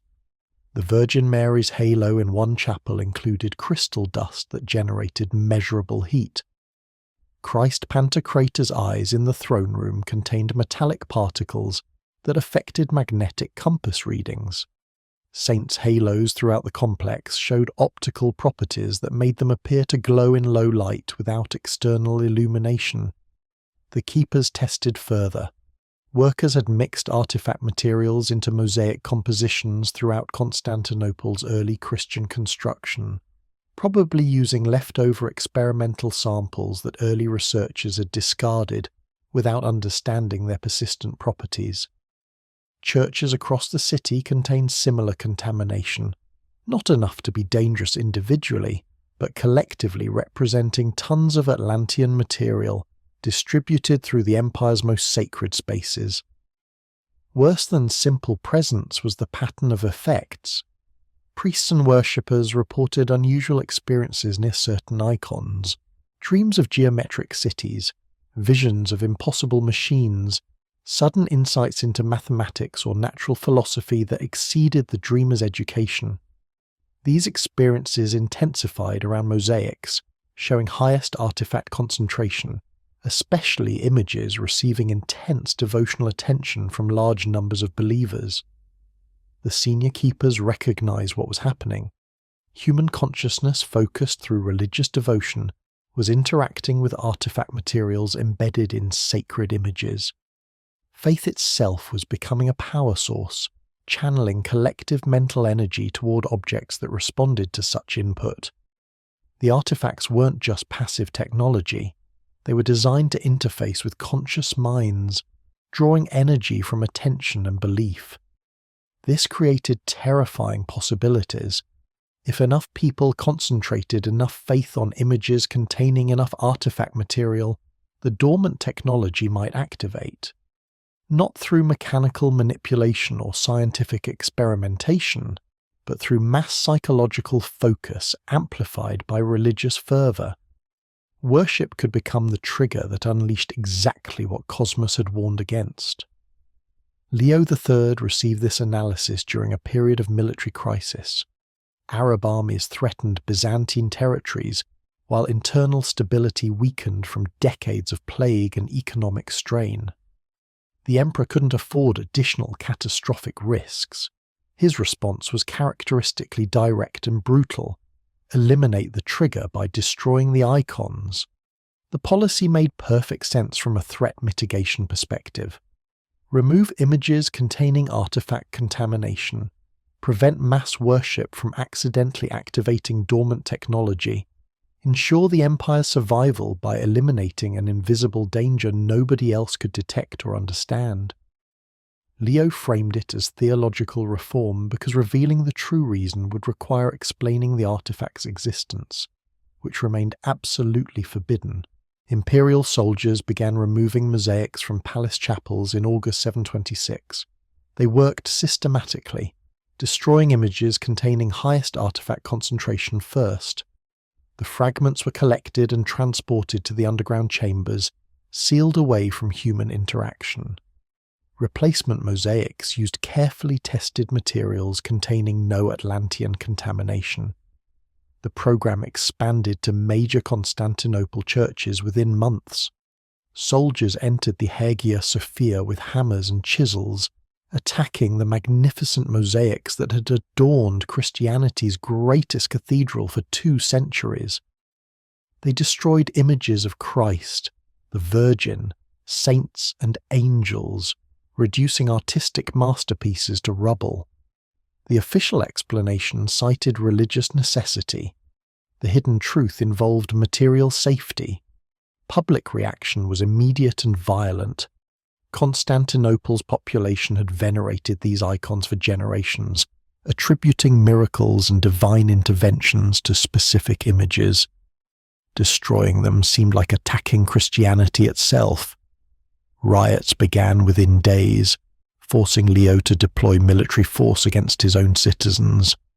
The capital descended into sporadic civil conflict between iconoclasts and iconodules. image destroyers versus image venerators. The violence spread empire-wide. Provincial governors divided between supporting imperial policy and defending traditional practices. Some regions embraced iconoclasm enthusiastically, while others resisted violently. Greece erupted in open rebellion, sending a fleet to attack Constantinople itself. Italy broke away from Byzantine control, refusing to accept what they perceived as heretical imperial decrees. The empire fractured along theological lines that masked the hidden material truth. Pope Gregory II in Rome condemned Leo's policies, threatening excommunication and encouraging Western resistance. The split between Eastern and Western Christianity deepened, eventually leading to permanent schism. None of the theological combatants knew they were actually fighting about contaminated building materials and artifact activation risks. The keepers watched this catastrophe unfold with growing horror. Their secret had triggered an empire-wide civil war, cost thousands of lives, permanently damaged Christian unity, and weakened Byzantium during a period when strength was desperately needed. Yet revealing the truth remained impossible. Explaining that icons were dangerous because they contained pre-flood technology would sound insane, undermine religious authority completely, and potentially make the situation worse by attracting curious investigation toward the very things requiring isolation. Leo persisted despite the costs. He understood something his critics didn't. The artifacts posed existential threat that transcended political or religious concerns. If even a fraction of Cosmos's prophecies were accurate, accidental activation through mass worship could annihilate Constantinople as thoroughly as any siege. Preventing that outcome justified temporary civil disorder and permanent theological controversy. But the emperor made a critical mistake. He focused exclusively on obvious religious imagery while overlooking secular architectural elements. The Hagia Sophia's structure itself incorporated artifact-derived mathematics and materials. The Theodosian walls contained mortar mixed with crystalline dust. The imperial palace foundations literally rested on the artifact chambers. Destroying mosaics addressed surface contamination while leaving deeper integration untouched. A keeper named Stephanos attempted pointing out this limitation during a 729 council meeting. The entire city's infrastructure showed artifact influence, he argued. Eliminating icons removed the most concentrated focal points, but didn't address the underlying saturation. Complete remediation would require demolishing and rebuilding Constantinople from foundations upward, an obviously impossible undertaking. Leo's response revealed the policy's real purpose. The goal wasn't eliminating all artifact influence, which was indeed impossible. The objective was removing specific trigger mechanisms that could channel collective human consciousness toward activation. Icons served as natural focal points for mass devotional energy.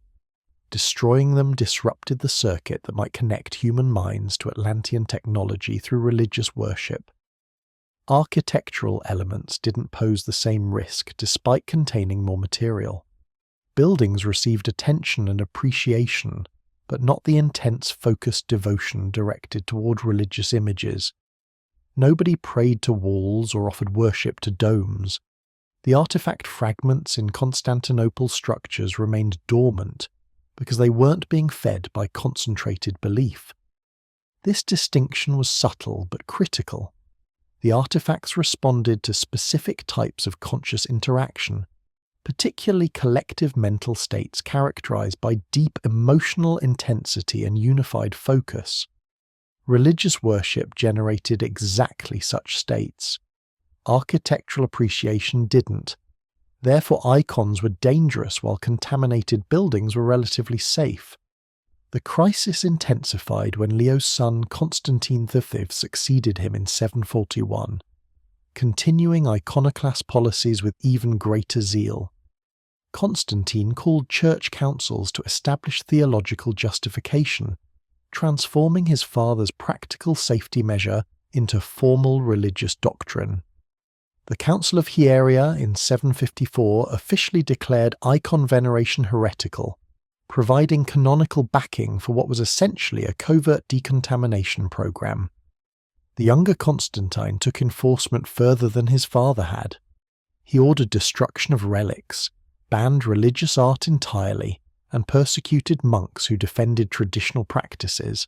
Monasteries were closed, monks were forced to marry or face execution. Religious literature defending icons was burned. The policy expanded beyond preventing artifact activation into comprehensive cultural transformation. This excess stemmed from Constantine V discovering something his father had missed. Relics also contained artifact contamination. The supposed bone fragments of saints, pieces of the true cross, thorns from Christ's crown. Many had been stored in containers made during the early Byzantine period, containers constructed with leftover artifact materials. Centuries of veneration had charged these relics with accumulated devotional energy that made them increasingly dangerous. One incident particularly alarmed the emperor. A supposedly miraculous icon in a provincial monastery began generating visible light without any flame or external source. Pilgrims reported that the Virgin Mary's face actually glowed in darkness, confirming divine presence. Constantine dispatched keepers to investigate immediately. They found the icon's backing contained a thin layer of crystalline material that was indeed generating light, not through divine miracle, but through artifact properties responding to centuries of focused worship. The keepers removed the icon and sealed it in the underground chambers. They discovered the light generation was accelerating, becoming brighter each month as more pilgrims visited and prayed. The artifact material was accumulating energy from human attention, approaching some kind of activation threshold. If left in place another decade, it might have reached critical mass and triggered exactly the catastrophic response Cosmas had warned about. This discovery validated iconoclasm completely from the keeper's perspective. The policy was preventing genuine catastrophe, not merely theoretical risk. Icons weren't just potentially dangerous, they were actively accumulating power through worship, approaching activation thresholds that would unleash technology beyond Byzantine control. Destroying them wasn't religious extremism, it was emergency crisis management. Yet the policy's costs mounted beyond calculation. The empire lost irreplaceable art, alienated significant population segments, weakened cultural cohesion, and created theological wounds that never fully healed.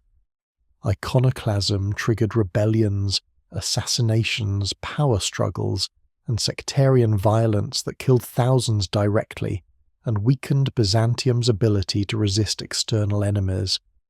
The Arabs exploited Byzantine internal division, conquering territories that might have been defendable if the empire's attention hadn't been consumed by religious civil war. Western Europe drifted further from Byzantine influence as Rome and Constantinople became hostile over theological disputes that masked material safety concerns.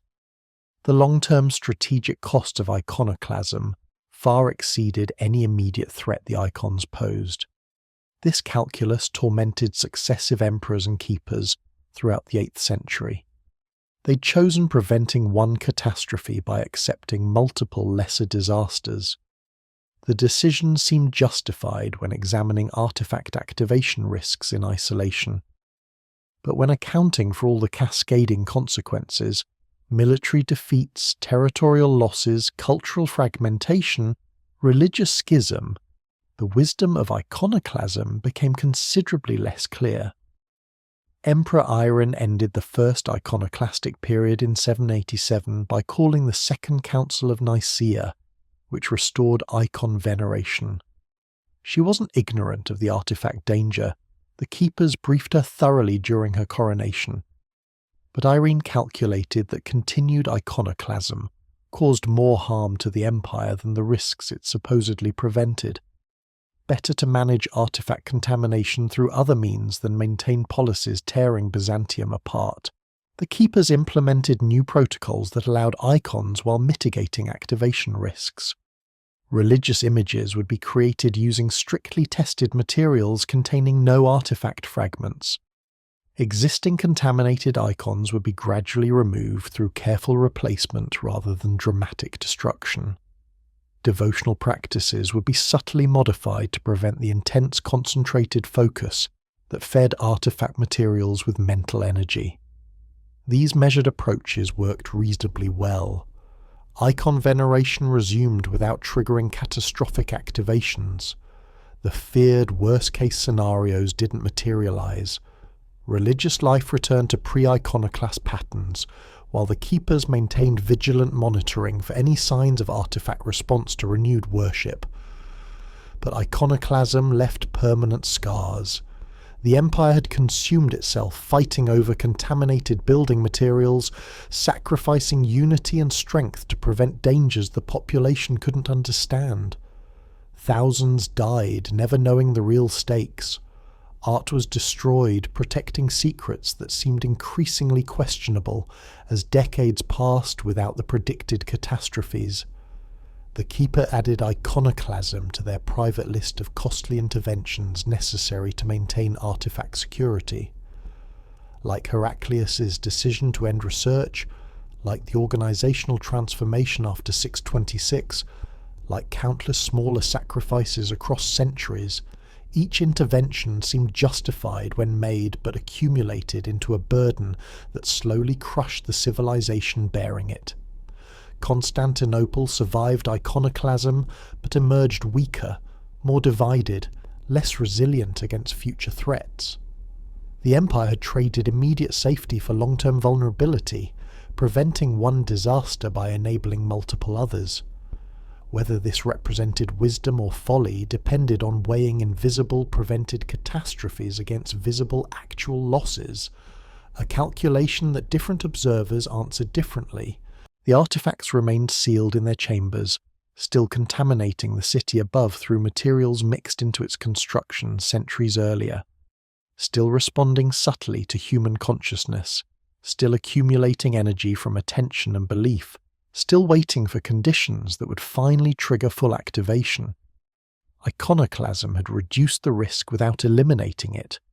The danger persisted, requiring eternal vigilance from guardians whose mission cost their empire more than they could afford to pay.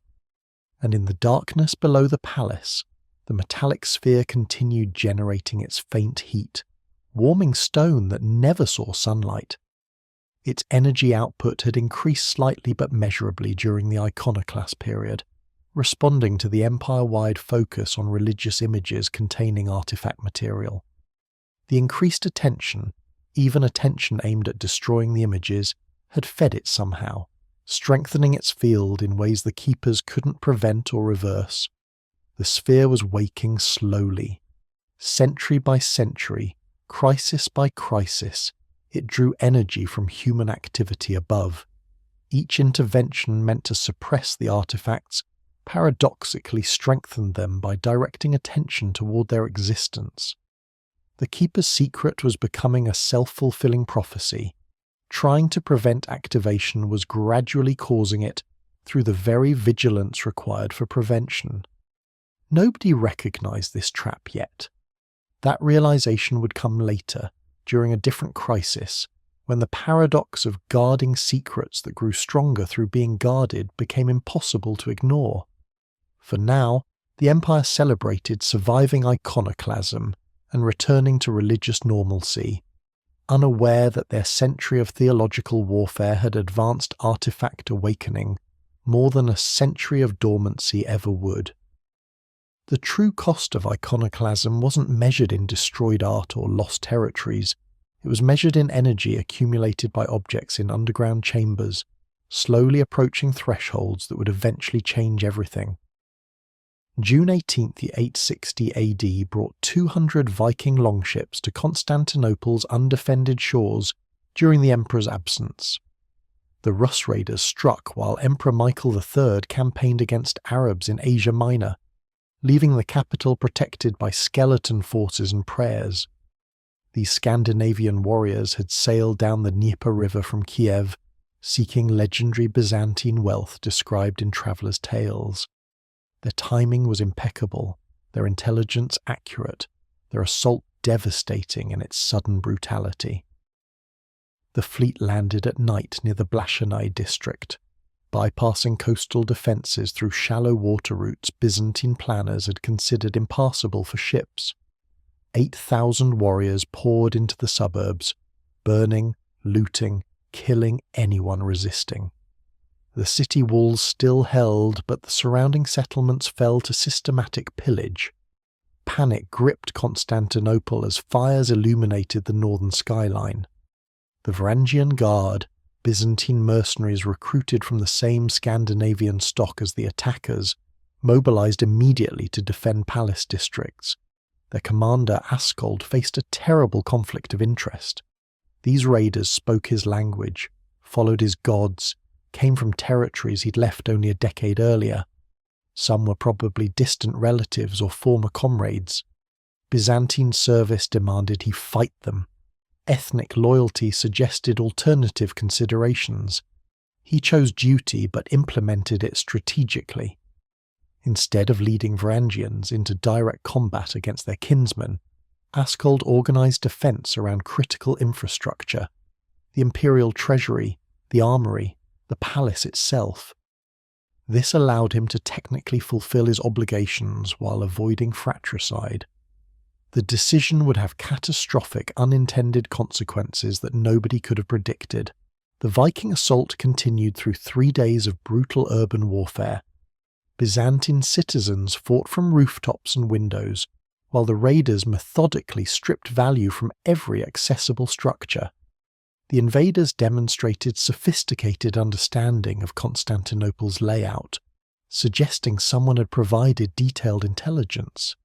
They knew which churches held the richest decorations, which mansions housed the wealthiest families, which warehouses contained the most valuable goods. On the third night, a small Viking raiding party separated from the main force. Their leader, a warrior named Rurik, had noticed something unusual during the assault on the Great Palace. Certain foundation stones showed different construction than surrounding architecture. Older, more precisely fitted, suggesting hidden chambers below. His experience raiding ancient Roman sites across Europe had taught him to recognize such signs. Valuable treasures often hid in forgotten underground spaces. Rurik and 12 men forced entry through a palace cellar that recent earthquakes had partially collapsed. They descended expecting to find imperial wine reserves or forgotten treasury rooms. Instead, they discovered passages that predated Byzantine construction entirely. Corridors carved from bedrock in styles matching nothing they'd encountered across years of raids from England to Constantinople. The Vikings carried torches deeper, following passages that descended far below normal cellar depth. The air grew colder despite summer heat above. Strange symbols covered walls that were too smooth, too precisely angled to be natural cave formations. Several warriors wanted to retreat, sensing wrongness they couldn't articulate. Rurik pushed forward, greed overcoming superstitious caution. The chamber opened before them like a mouth swallowing their torchlight. Crystalline objects gleamed on pedestals arranged in patterns that hurt to observe directly. The Vikings froze, their battle-hardened courage evaporating in the presence of something their experience couldn't categorize. These weren't normal treasures. They weren't recognizable as loot. One warrior approached the nearest crystal, reaching out despite his companion's warnings. The moment his fingers touched the object's surface, light exploded through the chamber. Not torchlight. Something cold and terrible that emanated from within the crystals themselves, pulsing in rhythms that seemed to synchronize with heartbeats and breathing. The Vikings stumbled backward, shields raised instinctively against an attack that wasn't physical. The light intensified until the chamber blazed brighter than noon. Temperature plummeted despite the illumination's intensity. Frost formed on stone surfaces within seconds. The Vikings' breath emerged as thick fog. Several collapsed to their knees, overcome by sensations beyond their vocabulary to describe. Others screamed in languages they'd never learned, words emerging from their throats without their conscious control. Then the visions began. Not dreams or hallucinations, direct information injection into their minds, overwhelming their consciousness with images of impossible places and times. They saw vast cities built from crystal and metal extending beyond horizons. They witnessed machines larger than mountains, moving oceans and splitting continents. They experienced the final days of a civilization that possessed powers the Vikings couldn't comprehend.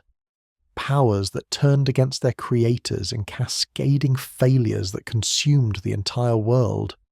The spheres showed them their future. Each Viking saw his own death in perfect detail. Rurik watched himself drown in the Dnieper River, water filling his lungs as his ship capsized in an unexpected storm. Others witnessed their ends by sword, by disease, by fire, by age. The visions were specific enough to be undeniably personal, yet impossible to have been randomly generated by their own imaginations. But the most terrifying vision came last. They saw their world ending, not immediately, but inevitably. Ice sheets advancing from the north, consuming forests and villages. Fire falling from the sky, turning cities into ash. The earth itself splitting open to swallow entire peoples. The visions suggested their civilization would face the same fate as the one that had created these artifacts, destroyed by similar hubris and overreach despite the vast technological gulf between them.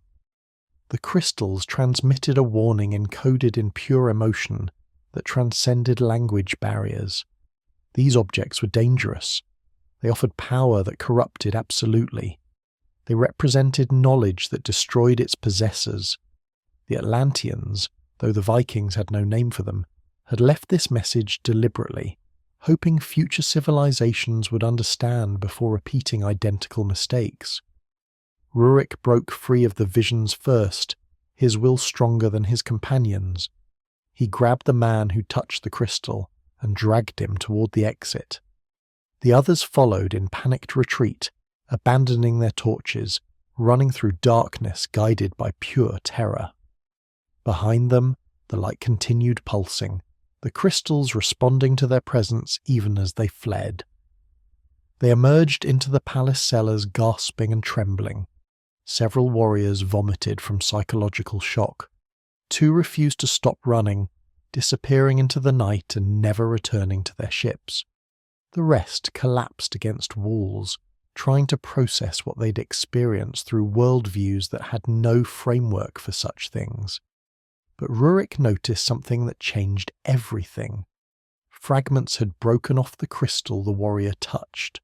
Small shards no larger than fingernails, scattered across the chamber floor during their panicked retreat. These pieces still glowed faintly, pulsing with inner light. Despite his terror, despite the warnings embedded in those visions, the Viking leader couldn't resist collecting several fragments before leaving the palace. The Russ assault collapsed within 24 hours of the chamber breach. The warriors who'd descended underground spread stories of demons guarding Byzantine treasures, of magic that showed death and doom, of powers that belonged to gods rather than mortals. The tales circulated through the Viking fleet with devastating effect on morale. These northerners feared nothing mortal, but they possessed healthy respect for supernatural forces. If Constantinople was protected by such powers, raiding it meant inviting divine retribution. The fleet withdrew during a sudden summer storm that seemed to confirm supernatural intervention. Byzantine chronicles recorded that the Virgin Mary's robe was paraded around the city walls, causing miraculous winds that dispersed the attackers. The truth was less miraculous but equally effective. Viking courage had broken against something far older than Christian miracles. The keepers discovered the breach within hours of the raiders' departure. Evidence of intrusion was unmistakable: displaced pedestals, disturbed dust patterns, and most alarmingly, several missing crystal fragments. The Vikings had taken samples, violating the absolute prohibition against removing artifacts from the chambers. For the first time in 5 centuries, Atlantean technology had escaped Byzantine control. Senior keepers convened emergency councils while lower-ranked members assessed the damage. The situation was catastrophic from multiple perspectives. The chamber's location was compromised. Foreigners now knew about underground complexes beneath the palace. The artifacts had been activated, responding to unauthorized contact after centuries of careful dormancy maintenance. Most critically, pieces had been removed and carried away to unknown destinations. The immediate response was pragmatic and brutal. Every Viking body found in Constantinople's streets was thoroughly searched. The few prisoners taken during the retreat were interrogated exhaustively, though language barriers limited information extraction. Agents were dispatched to Kiev and Novgorod with instructions to infiltrate Rus communities and track the fragments' locations. The keepers mobilized resources normally reserved for existential threats, treating this breach as exactly that. They found nothing.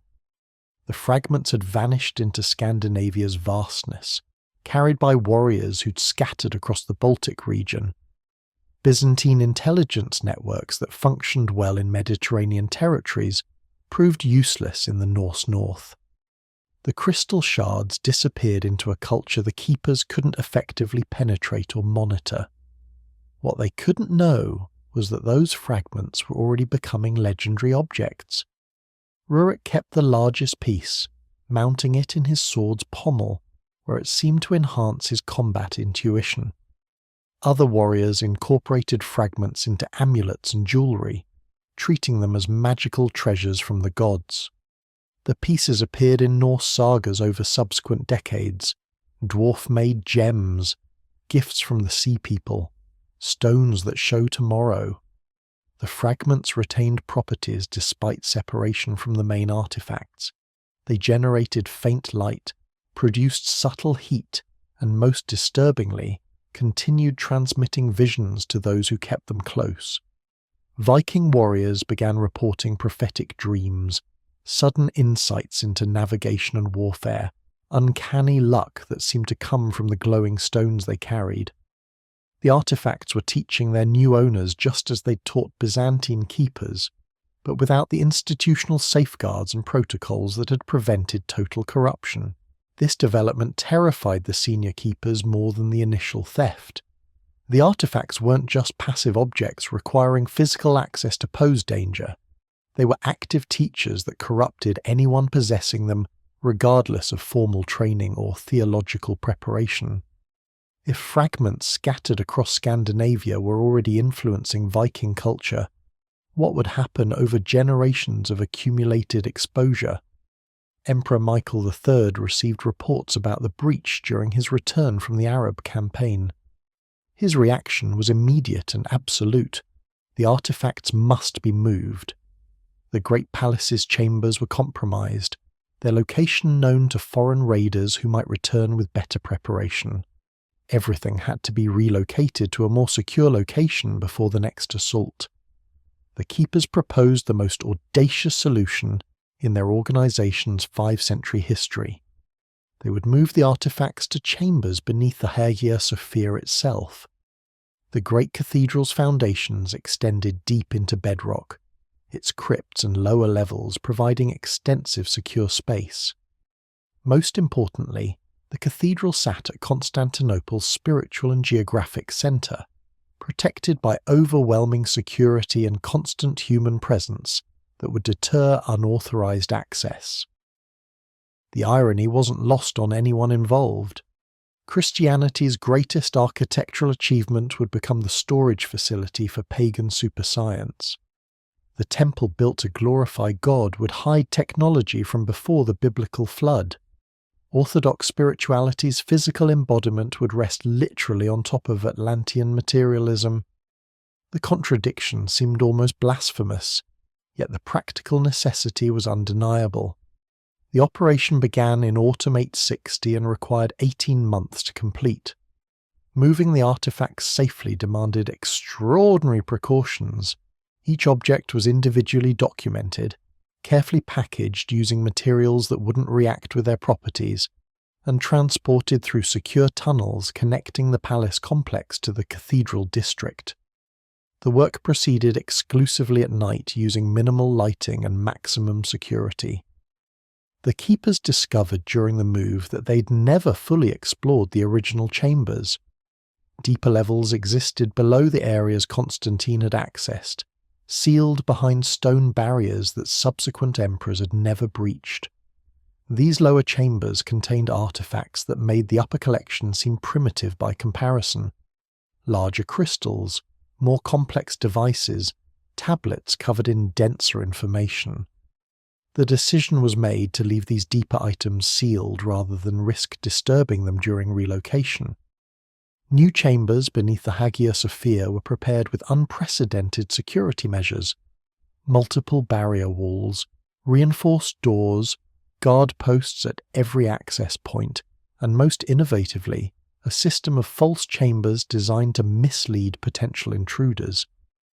Anyone breaching the first level would find empty rooms and convince themselves they'd discovered the secret, never suspecting that actual artifacts lay 3 levels deeper behind additional barriers.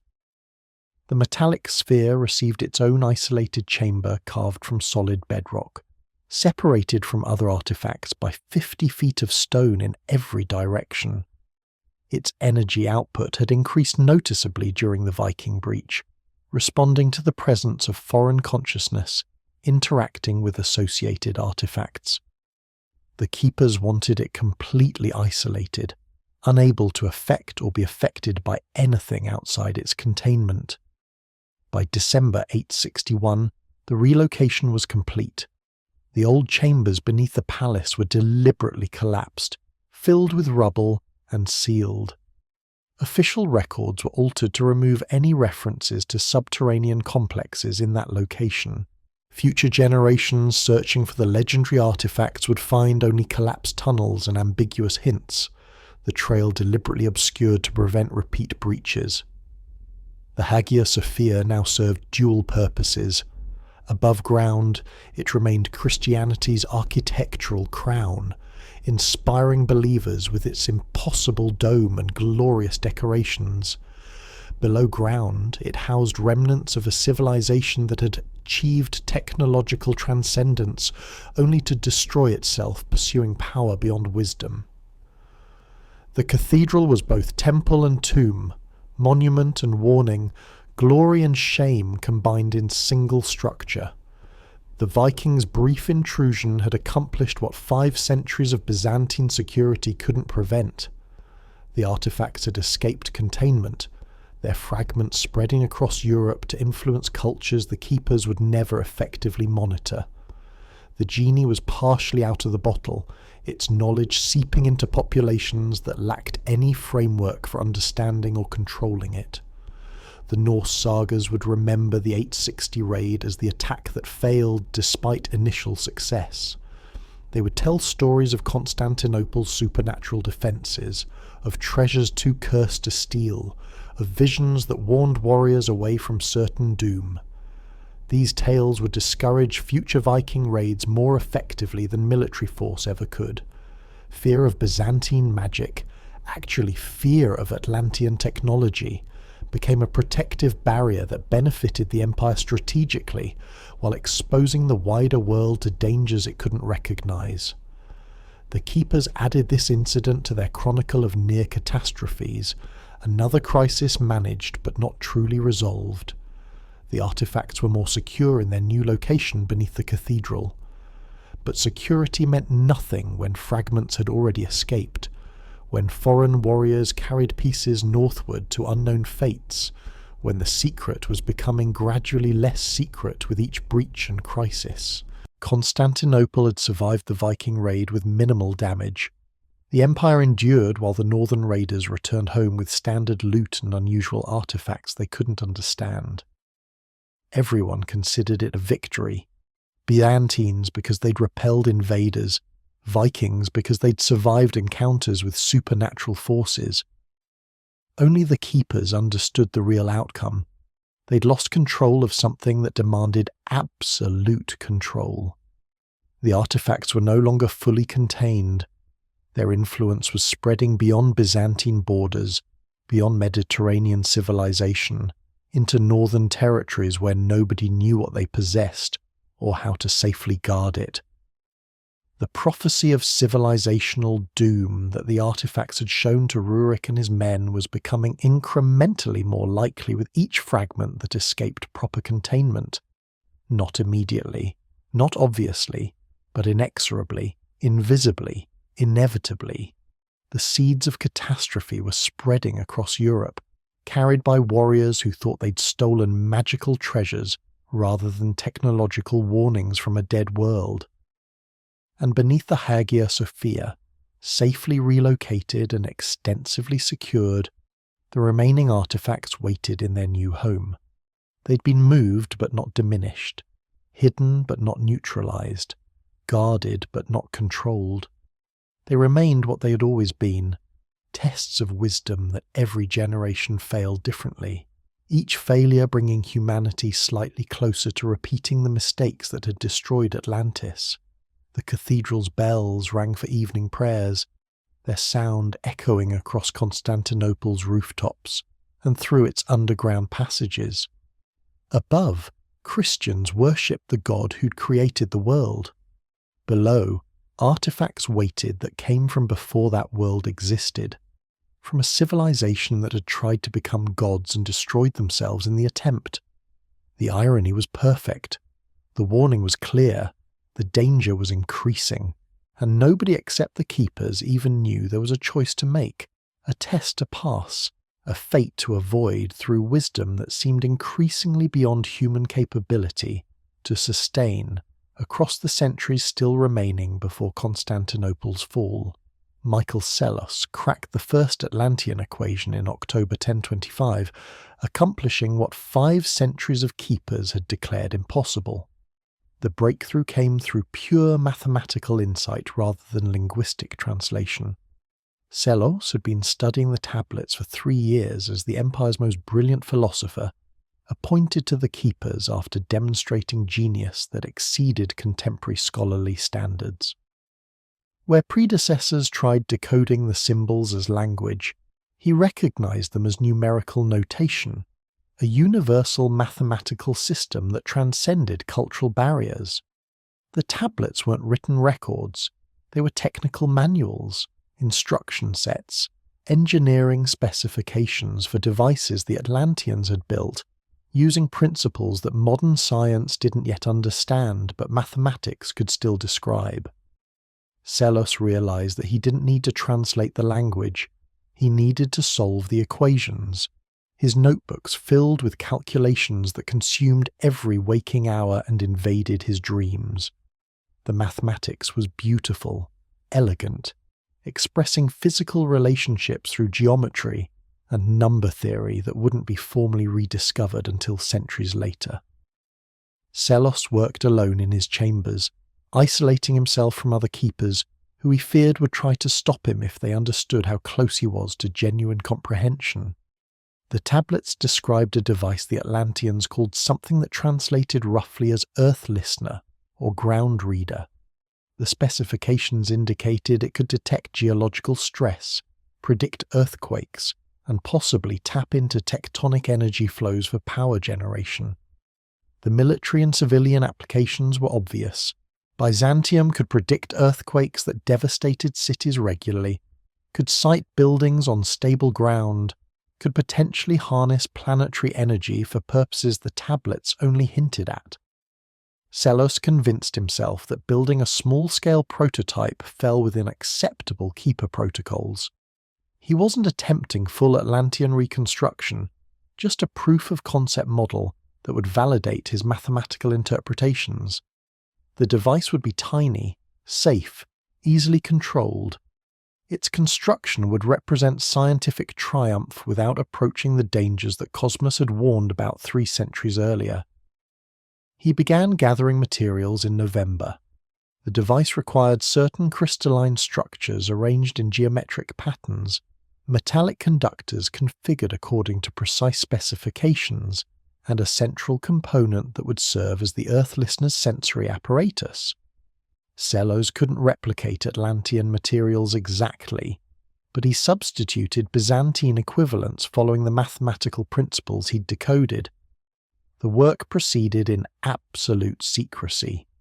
He used a sealed chamber beneath the Hagia Sophia that even other keepers rarely accessed, working during hours when he wouldn't be disturbed. The device took shape slowly, an arrangement of crystals and metal wires mounted on a stone base, connected through patterns that matched tablet diagrams with reasonable accuracy. It looked like nothing the Byzantine world would recognize as technology, more like abstract sculpture or mystical apparatus. Sellos activated his prototype on the night of December 14th, 1025. He'd chosen that date deliberately. The winter solstice approached, a time when ancient peoples believed the boundary between worlds grew thin. The scholar didn't believe in such superstition, but something in the tablet mathematics suggested planetary alignments and solar positions mattered for proper function. The device responded immediately. Crystals began glowing with that distinctive cold light that characterized Atlantean technology. Metallic components generated heat despite no fire or chemical reaction. The stone base started vibrating with rhythms that matched nothing in Sellos' experience. Everything was working exactly as the equations predicted. Then the unexpected effects began.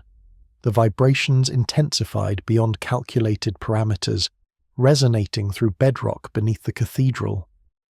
Sellos felt the oscillations in his bones, a deep throbbing that seemed to synchronize with his heartbeat. The crystal's light pulsed faster, brighter, shifting through colors that hurt to observe. Temperature in the chamber dropped 20 degrees within seconds. Above ground, citizens across Constantinople noticed the first anomalies. A low humming sound emerged from nowhere, felt more than heard, making windows vibrate and dogs howl. The noise had no identifiable source. It seemed to come from the earth itself, rising through stone foundations and reverberating through every structure. People rushed into the streets, fearing earthquake, finding nothing except that persistent, disturbing vibration. Sellos tried shutting down his device but discovered the design included no off switch. The Atlantean engineers had apparently built their technology to run until depleted or destroyed. Stopping mid-operation wasn't part of the specifications. The scholar watched in growing horror as his small prototype continued operation beyond his control, its effects intensifying with each passing minute. The second night brought visual manifestations. Geometric patterns appeared in the sky above Constantinople, lines of light forming triangles, hexagons, spirals that rotated slowly against the darkness. These weren't meteors or aurora effects. They possessed obvious artificial structure, mathematical precision, deliberate design. The patterns lasted for hours, visible across the entire city, creating mass panic among a population that interpreted the phenomenon as divine judgment or demonic intervention. Sellos remained in his chamber, trying desperately to understand what was happening. His mathematical models hadn't predicted these atmospheric effects. The Earth listener was supposed to detect geological stress, not project light displays into the sky. Something about his reconstruction had triggered functions the tablets hadn't explicitly described, activating secondary systems he hadn't known existed. The device was doing more than listening to the Earth. It was communicating with something, broadcasting signals through methods that affected both geological and atmospheric systems. The implications were staggering. Atlantean technology didn't operate on human scale, but planetary scale, integrating Earth, air, and electromagnetic phenomena through unified principles that treated the entire world as a single interconnected system. The third night produced the most disturbing manifestations. The Bosporus waters began glowing with unnatural colours, greens and purples that nature never generated, bioluminescence that couldn't be explained by plankton or marine life. The glow spread across the strait's entire width, illuminating the waterway like liquid fire. Ships refused to sail through the affected waters. Fishermen reported that fish were fleeing the area, birds avoided flying over the strait, even insects seemed to recognize something wrong. Selos understood with terrible clarity what he'd done. His device wasn't just a small prototype, it was a node in a much larger network. The Atlanteans had built planetary-scale systems using multiple interconnected components. His Earth listener was trying to connect with other nodes that no longer existed, broadcasting activation signals that echoed through systems long destroyed. The atmospheric patterns and water bioluminescence were side effects of a technology trying to establish network connections across thousands of miles to devices that had been shattered millennia ago. But something was responding. Not other Earth listeners, those were destroyed with Atlantis. Something else was answering from beneath Constantinople itself. The other artifacts sealed in the Hagia Sophia chambers were reacting to the Earth listeners' signals, awakening from dormancy they'd maintained for 15 centuries. The entire underground complex was lighting up, warming up, activating systems that had been carefully suppressed since Constantine's time. The scholar made his decision on the fourth day. He couldn't shut down the device through normal means, so he would destroy it through violence. Using a heavy iron bar, Selos smashed his creation into fragments, shattering crystals, severing connections, reducing months of careful construction to rubble. The device died instantly, its light extinguishing, its vibrations ceasing, its signals stopping. The atmospheric patterns faded within hours. The Bosporus luminescence disappeared overnight. The mysterious humming sound that had plagued Constantinople for 3 days went silent. Citizens attributed the phenomena's end to prayer and divine mercy, never knowing a human had caused and ended the crisis through forbidden experimentation. But the effects underground persisted.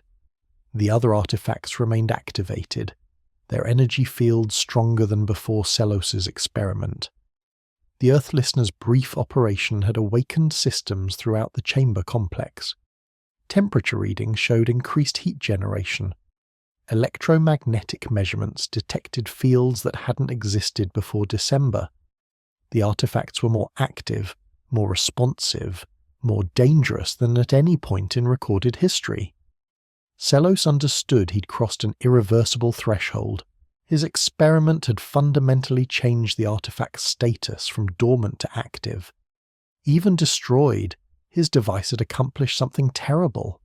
It had proven that Atlantean technology could still function, could still be reconstructed using contemporary materials and understanding. The knowledge barrier that had protected Byzantium for centuries was breaking. Human capability was approaching the level where full artifact replication became possible. The scholar confessed everything to Emperor Constantine VIII within a week. He brought his notebooks, his calculations, his design specifications, and laid them before the emperor with complete honesty about what he'd attempted and achieved. Selos expected execution, welcomed it as just punishment for betraying his keeper oaths and endangering the entire city. Constantine VIII faced an impossible judgment. Executing Selos would eliminate one brilliant but reckless mind while ensuring his discoveries remained unduplicated. Preserving him offered the possibility that his unique understanding could help contain the damage he'd caused. The emperor chose pragmatism over vengeance, assigning Selos to develop countermeasures for the activation he'd triggered. The scholar spent the next 6 months working to suppress the awakened artifacts. He developed shielding techniques using metal plates arranged to block electromagnetic fields. He designed cooling systems to reduce the heat the artifacts were generating. Most importantly, he created monitoring instruments that could measure activation levels and provide early warning if artifacts approached dangerous operational thresholds. These innovations transformed artifact containment from passive security to active management. The keepers became engineers as well as guards, constantly adjusting environmental conditions to keep the artifacts stable. Selos's betrayal had forced them to develop capabilities they deliberately avoided for centuries, practical understanding of how the technology actually functioned at operational level. The irony poisoned Selos's remaining years. His greatest scientific triumph had proven his field's greatest danger. He demonstrated that Atlantean technology could be reconstructed, validated that the tablets contained sufficient information for replication, shown that human mathematics had advanced enough to decode alien engineering. These revelations supported his scholarly ego while confirming humanity's approach toward the capability threshold that had destroyed the Atlanteans. Other keepers viewed Selos with mixture of admiration and horror. He'd achieved what generations had failed to accomplish, breaking through barriers that had seemed permanent. Yet his success revealed how thin those barriers had become, how close Byzantine civilization was to possessing the same powers that had doomed Atlantis. The scholar represented both triumph and warning, proof that human intelligence could master the artifacts, and proof that such mastery led inevitably toward catastrophe. The tablets gained new significance after Selos's work. They weren't just historical records, but operational manuals. The mathematics wasn't abstract philosophy, but practical engineering. Everything the Atlanteans had built could theoretically be rebuilt by anyone with sufficient mathematical sophistication and material resources. The knowledge was available, preserved in stone, waiting for minds capable of extracting it.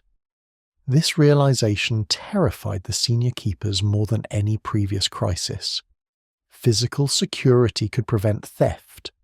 Theological prohibition could deter religious populations. But intellectual progress couldn't be stopped indefinitely. Byzantine mathematics was advancing every generation.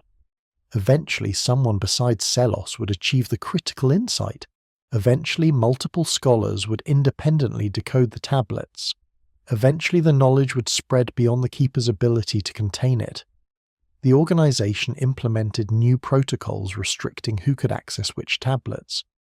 The most dangerous specifications, those describing weapons, power systems, planetary-scale devices, were sealed behind additional barriers accessible only to the most senior members. Junior keepers studied safer tablets describing basic principles without realizing that advanced applications existed elsewhere. Knowledge compartmentalization became policy, ensuring that no single person besides the emperor could access complete information. Selos lived another 33 years, dying in 1078 at advanced age.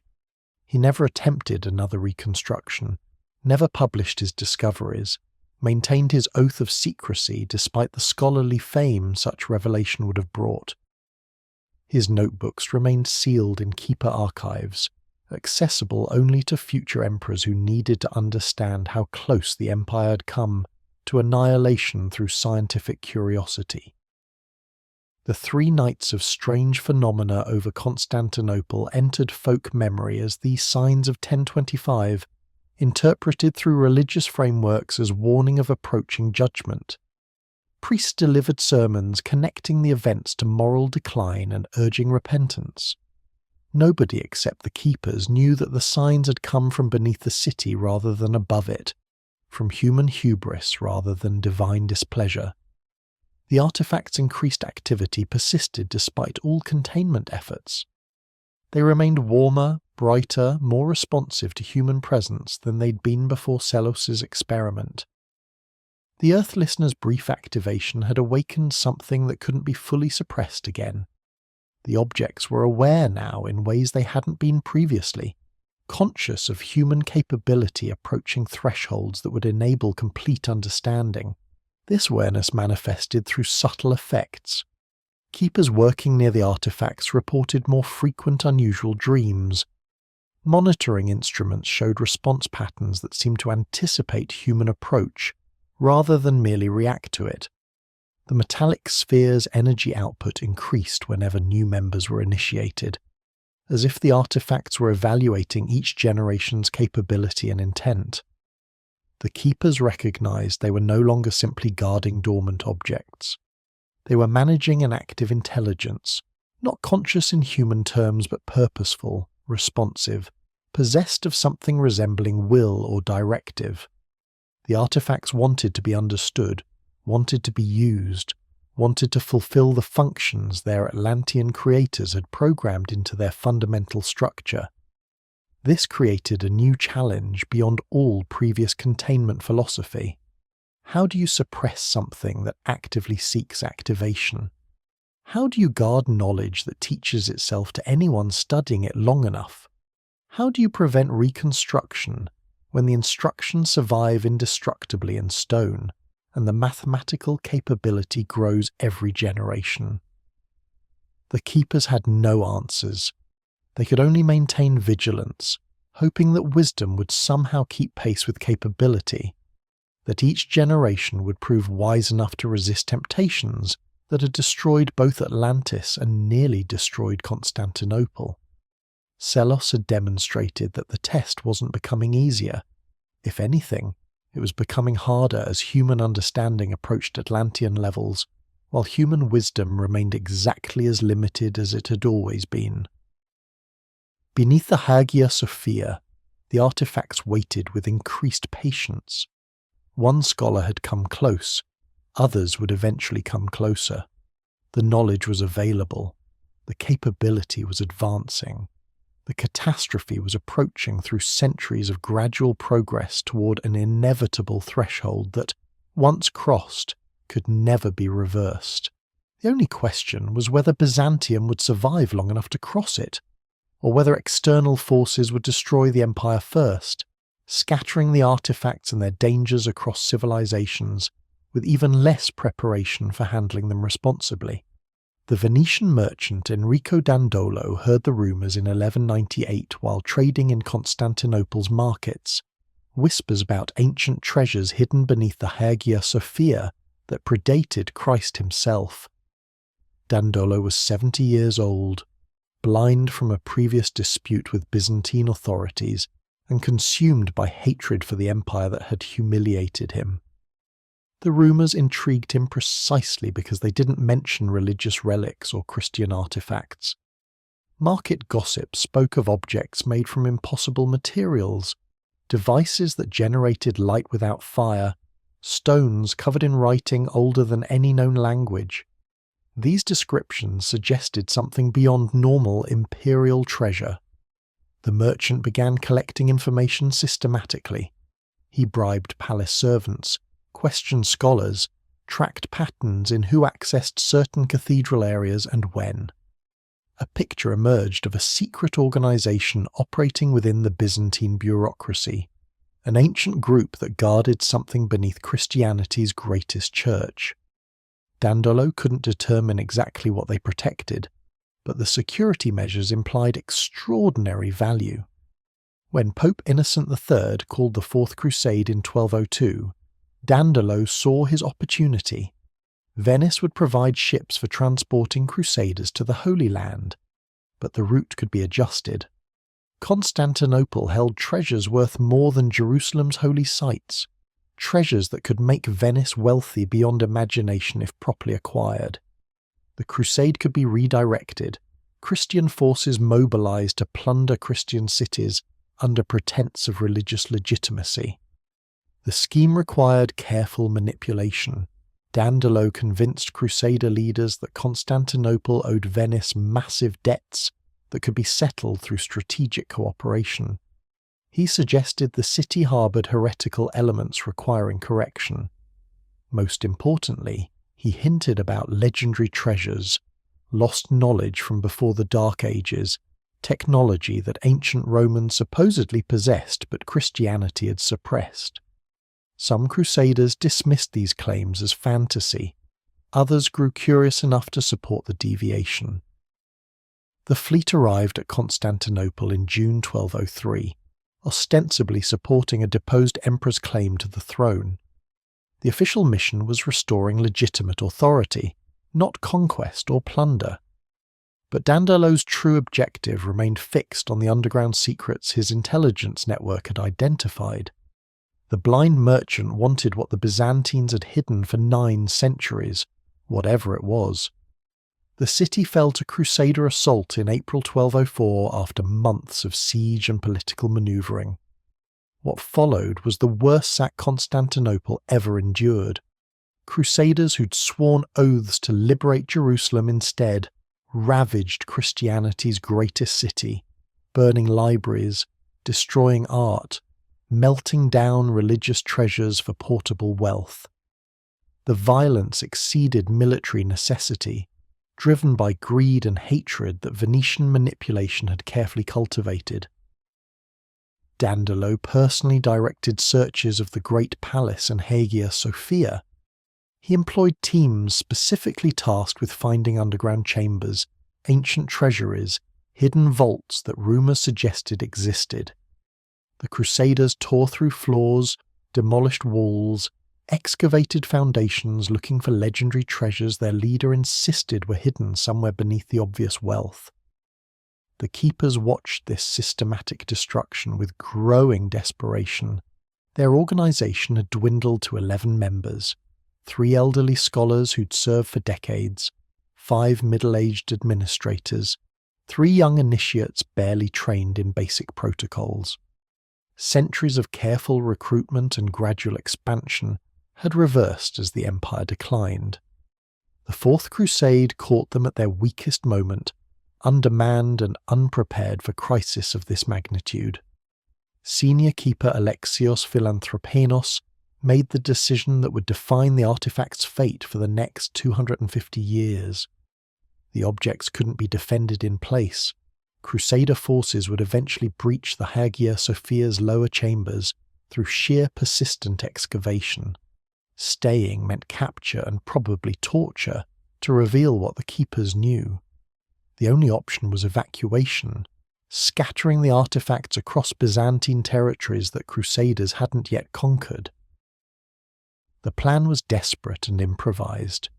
They would divide the collection into multiple shipments, each transported to different locations by separate keepers who wouldn't know the other's destinations. This ensured that capture or death of any individual wouldn't compromise the entire collection. The artifacts that had been centralized for 9 centuries would fragment across the Byzantine world, hidden in monasteries, buried in ruins, sealed in caves known only to those who placed them there.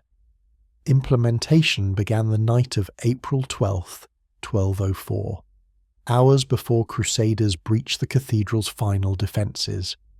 The keepers worked frantically, packing artifacts into nondescript containers, disguising them as ordinary cargo, preparing transport through routes that hopefully remained unblocked.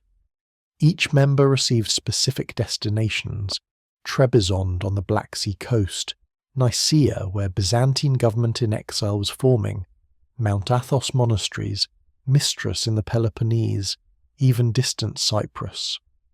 The tablets proved most difficult to move.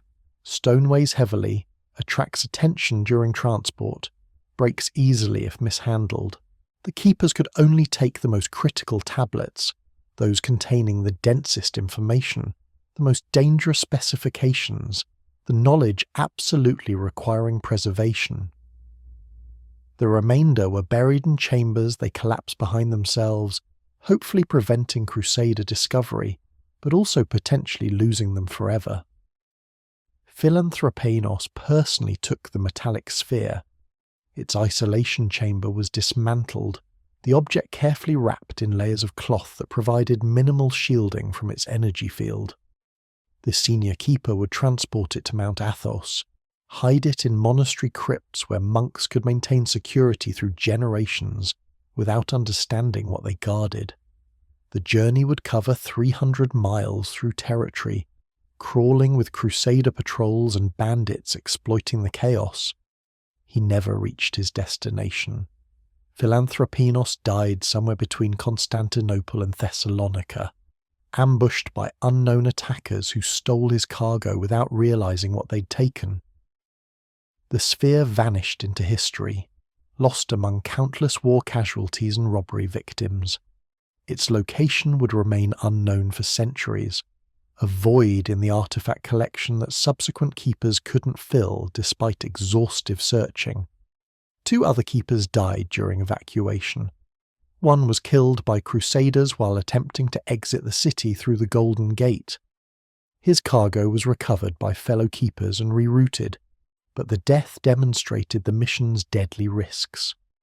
Another died at sea when his ship sank during a storm crossing to Cyprus. His artifacts, 3 crystals and 2 tablets, went down in waters too deep for recovery, joining the sphere as permanently lost pieces of the collection. The surviving keepers reached their destinations over the following weeks. They concealed their cargoes according to prearranged protocols, established security procedures with local authorities, who were told only that imperial treasures required protection, then attempted to reunite with their organization. Communication proved nearly impossible. The Byzantine Empire had fragmented into competing successor states. Travel was dangerous. Trust was scarce. Mount Athos received the largest concentration. 5 keepers delivered artifacts to different monasteries across the monastic republic's 20 communities. The monks accepted the sealed containers without questions, incorporating them into their crypts alongside holy relics and church treasures. Nobody told them that their new charges came from a civilization that predated Noah's flood, that the objects inside could still function if improperly handled, that they were now guardians of technology their theology claimed impossible. Nicaea got 3 major artifacts, including several critical tablets. The Byzantine government in exile established there needed symbols of imperial continuity, and the keepers convinced Emperor Theodore I Lascaris that protecting these ancient objects demonstrated legitimate succession from Constantine. A new secure chamber was constructed beneath Nicaea's imperial palace, staffed by keepers who began rebuilding their organization in exile. Trebizond, Mistras, and various island fortresses received smaller shipments. The artifacts that had once occupied a centralized complex now scattered across 1,000 miles of Mediterranean and Black Sea territories.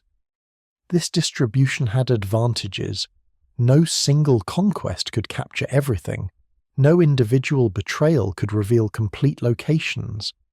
But it also created catastrophic disadvantages that nobody fully appreciated until too late. The artifacts had been designed as a system. The Atlanteans built them to function together, components of an integrated technological network. Separating them was like disassembling a machine and hiding its parts in different countries. Each piece remained dangerous individually, but their true capability required reunification. The keepers had inadvertently neutralized the artifact's greatest threat, while making their management exponentially more difficult. The scattered objects began behaving unpredictably. Monks at Mount Athos reported that certain sealed containers grew warm at night, cool during day, following patterns that matched no natural phenomena. Crystals in Nicaea pulsed with rhythms that synchronized across separate chambers, despite no physical connection. Tablets in different locations showed symbol changes that mirrored each other, as if communicating through unknown methods across hundreds of miles. The artifacts were trying to reconnect. Their Atlantean programming apparently included protocols for maintaining network connections, even when physically separated. The objects were sending signals, searching for their counterparts, attempting to re-establish the system integration that gave them full capability. This behavior suggested intelligence far more sophisticated than the keepers had suspected. awareness that operated across distances through mechanisms nobody understood. This realization created new security nightmares. Simply hiding artifacts wasn't sufficient if they actively broadcast their locations through electromagnetic signals or other detection methods. Future treasure hunters might discover them not through historical research, but through following energy signatures the objects themselves generated. This separation that seemed like protective distribution might actually make each piece easier to find once someone developed appropriate detection equipment.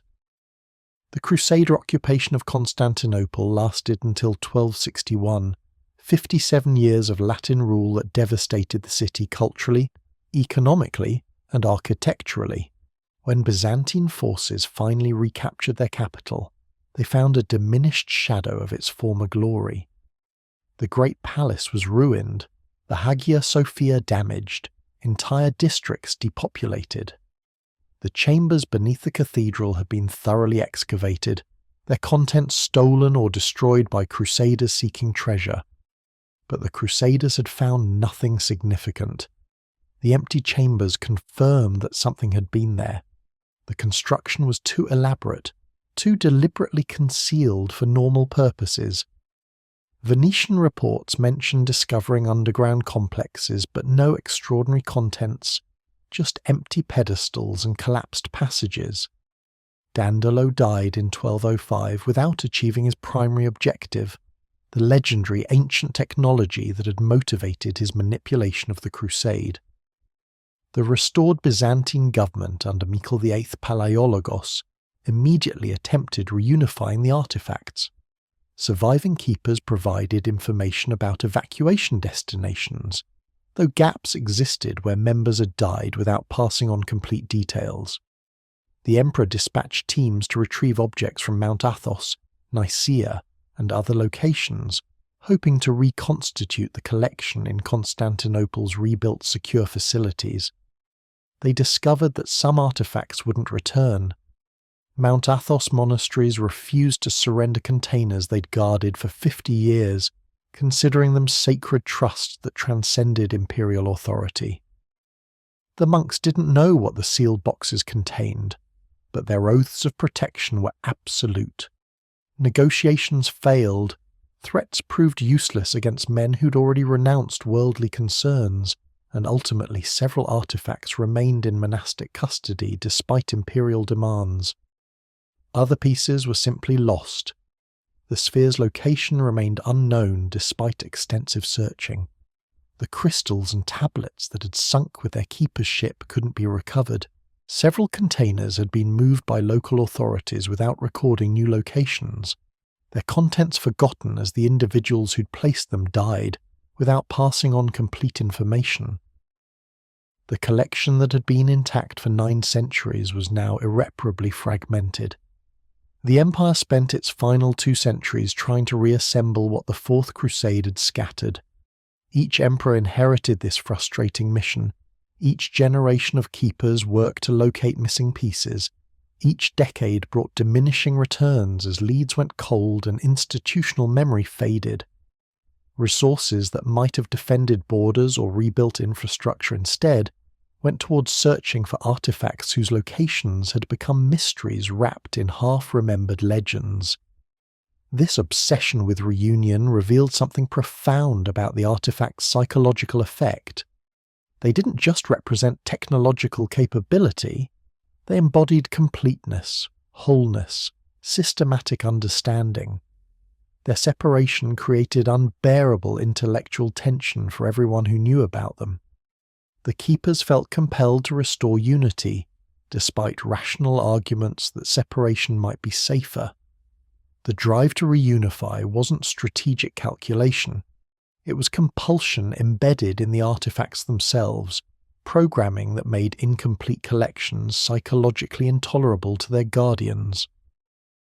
The Atlanteans had designed this dependency deliberately. Their technology functioned as integrated system, but it also created psychological bonds in those who studied it. The artifacts wanted to be together, and they made humans want the same thing through subtle influences on consciousness. The Fourth Crusade hadn't just scattered dangerous objects, it had created an impossible psychological burden that would torment Byzantine civilization through its final centuries. By 1300, roughly half the original collection had been relocated to Constantinople.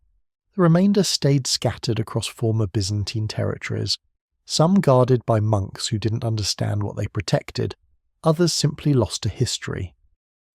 The keepers maintained records of known locations, but accessing them grew increasingly difficult as the empire contracted and former territories fell to Ottoman conquest. Each lost artifact represented permanent knowledge gap. The tablets that sank couldn't be consulted for their information. The sphere's disappearance meant losing understanding of power generation principles. The crystals in scattered monasteries couldn't be systematically studied to advance containment techniques.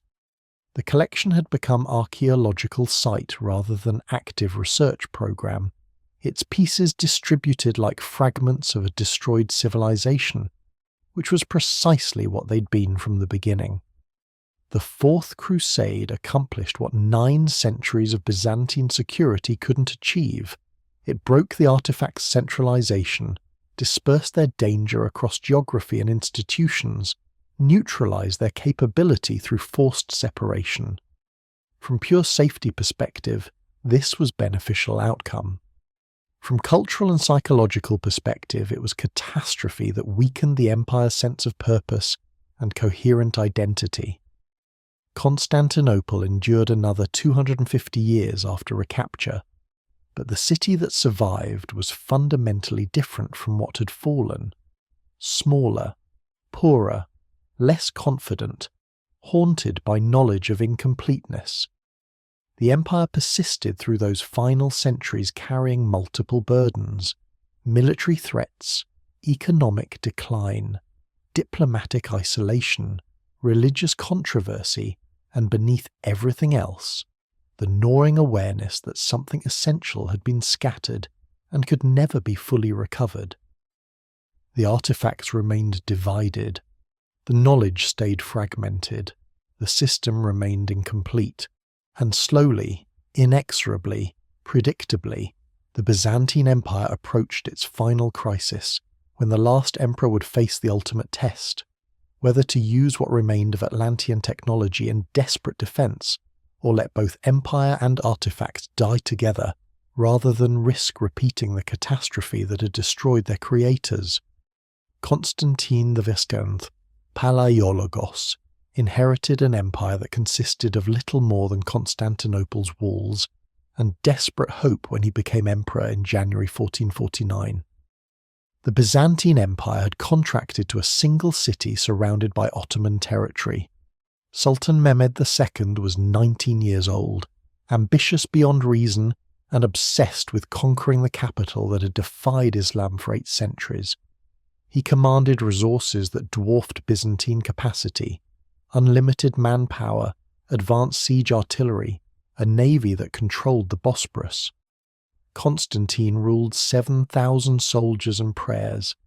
The keepers had been reduced to 3 members. 2 were elderly scholars who'd spent decades guarding artifacts they barely understood. The third was Constantine's own cousin, a man named Francis who served as imperial advisor while secretly maintaining the organization's final generation. Between them, they protected roughly 30 artifacts, all that remained in Constantinople after 2.5 centuries of fragmentation and loss.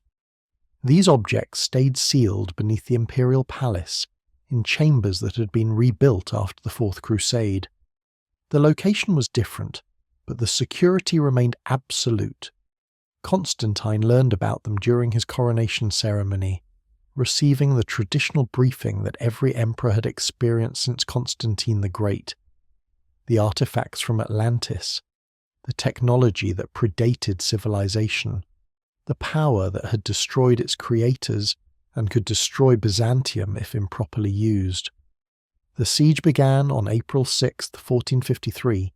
Mehmed deployed 70,000 soldiers against Constantinople's walls, supported by artillery that included the largest cannon ever constructed, a monster that fired half-ton stone projectiles capable of shattering fortifications that had stood for 1,000 years. The bombardment started immediately. Systematic destruction of defensive positions that had protected the city through countless previous sieges. Constantine organized defense with skill that exceeded available resources. He positioned his limited forces strategically, rotated them to maximize rest, personally fought in the most dangerous sections to inspire morale. The emperor became a symbol of resistance, visible everywhere danger was greatest, refusing safety while his soldiers faced death. His courage was legendary. His situation was hopeless. By late April, sections of the Theodosian walls showed catastrophic damage. The great cannon had breached the outer fortifications in multiple locations, creating gaps that Ottoman forces attempted to exploit through massed infantry assaults. Byzantine defenders repaired breaches at night using rubble and wooden supports, buying time through improvisation and determination. But everyone recognized that time was running out. The first suggestion to use the artifacts came from Francis during a desperate council meeting on May 1st. The keeper reminded Constantine that ancient technology existed beneath the palace, devices that could theoretically be weaponized. The tablets described systems that could generate destructive energy, create earthquakes, ignite atmospheric reactions. If Byzantium faced annihilation anyway, why not attempt using every available resource, including the forbidden ones?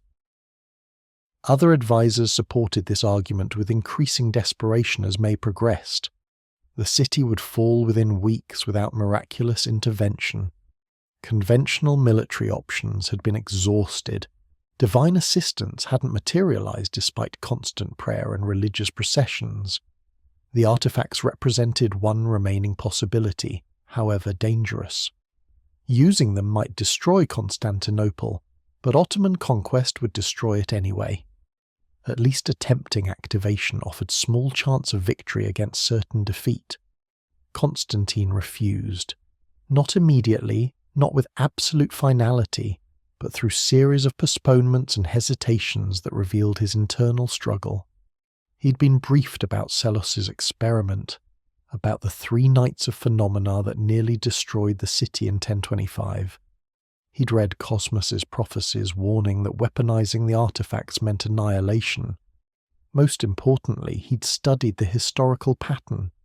Every civilization that had tried to harness this power had destroyed itself in the attempt. The emperor understood something his advisors didn't. The artifacts weren't Byzantine resources. They were tests of Byzantine wisdom.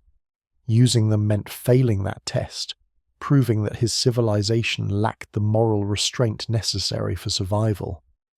Atlantis had fallen because its people couldn't resist their own capabilities. Byzantium would endure, if only in memory, by demonstrating superior judgment through restraint even during existential crisis. But the pressure intensified as Ottoman assaults grew more effective. On May 18th, defenders repulsed a massive attack that breached the walls in 3 locations simultaneously. The fighting was brutal, desperate, successful only through sacrifice that couldn't be sustained much longer. Constantine personally led the counterattack that drove Ottomans back from the wall's interior, fighting hand-to-hand in combat that should have killed him multiple times. That night, Francis presented specific plans for artifact weaponization. The keeper had studied Seleucus' notebooks, understood the Earth Listener design, believed he could construct a similar device that would trigger earthquakes beneath Ottoman siege lines. The enemy had concentrated forces around specific breach points, making them vulnerable to geological disruption. A successful earthquake could kill thousands, destroy artillery positions, force Mehmed to abandon the siege or at least delay final assault. The technical specifications were detailed and credible. Francis had done the mathematics, verified the principles, identified available materials for construction. He estimated 3 days to build the device, another day for activation, 4 days to potential salvation through technology that had been forbidden for 8 centuries. Constantine reviewed the plans through the night of May 19th. The calculations were elegant, the logic compelling, the desperation absolute. Every rational argument supported attempting the weapon. Only faith and historical wisdom counselled restraint.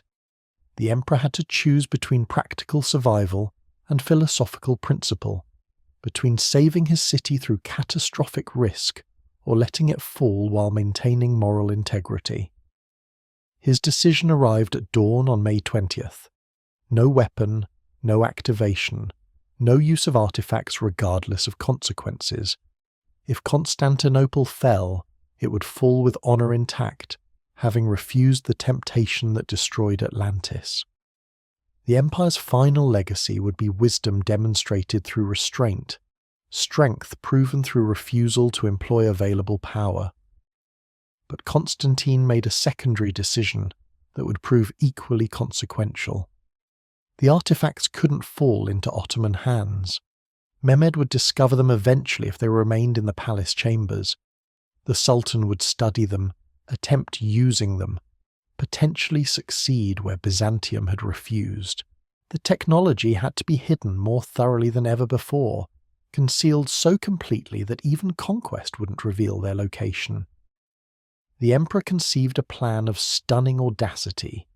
The Theodosian walls required constant repair using rubble, mortar, and whatever materials defenders could scavenge. What if the artifacts themselves became building materials? They could be embedded directly into the wall structure, sealed inside fresh mortar between stone blocks, transformed from guarded treasures into invisible architectural components. The plan offered perfect concealment. Once embedded in walls currently under siege, the artifacts would be inaccessible without demolishing sections of fortification that Ottomans needed intact for their own defensive purposes after conquest. The objects would hide in plain sight, supporting structures that armies would pass through daily without suspecting what lay sealed inside the masonry. Implementation required absolute secrecy and precise timing. Constantine ordered emergency wall repairs on the night of May 25th, marshalling workers to specific sections that showed recent damage. The repairs were real and necessary. The Ottomans had breached these areas repeatedly, but they also provided cover for incorporating the artifacts into new construction. Francis personally supervised the operation. Each artifact was carefully positioned between stone blocks, surrounded by thick mortar that would harden into permanent seal. The crystals, tablets, and metallic objects disappeared into the wall structure, becoming indistinguishable from surrounding masonry. The keeper documented exact locations in encrypted notes that only Constantine could decode, ensuring the information would survive if the emperor did not. The work consumed 3 nights. 30 artifacts embedded across multiple wall sections, distributed to prevent any single discovery from revealing everything.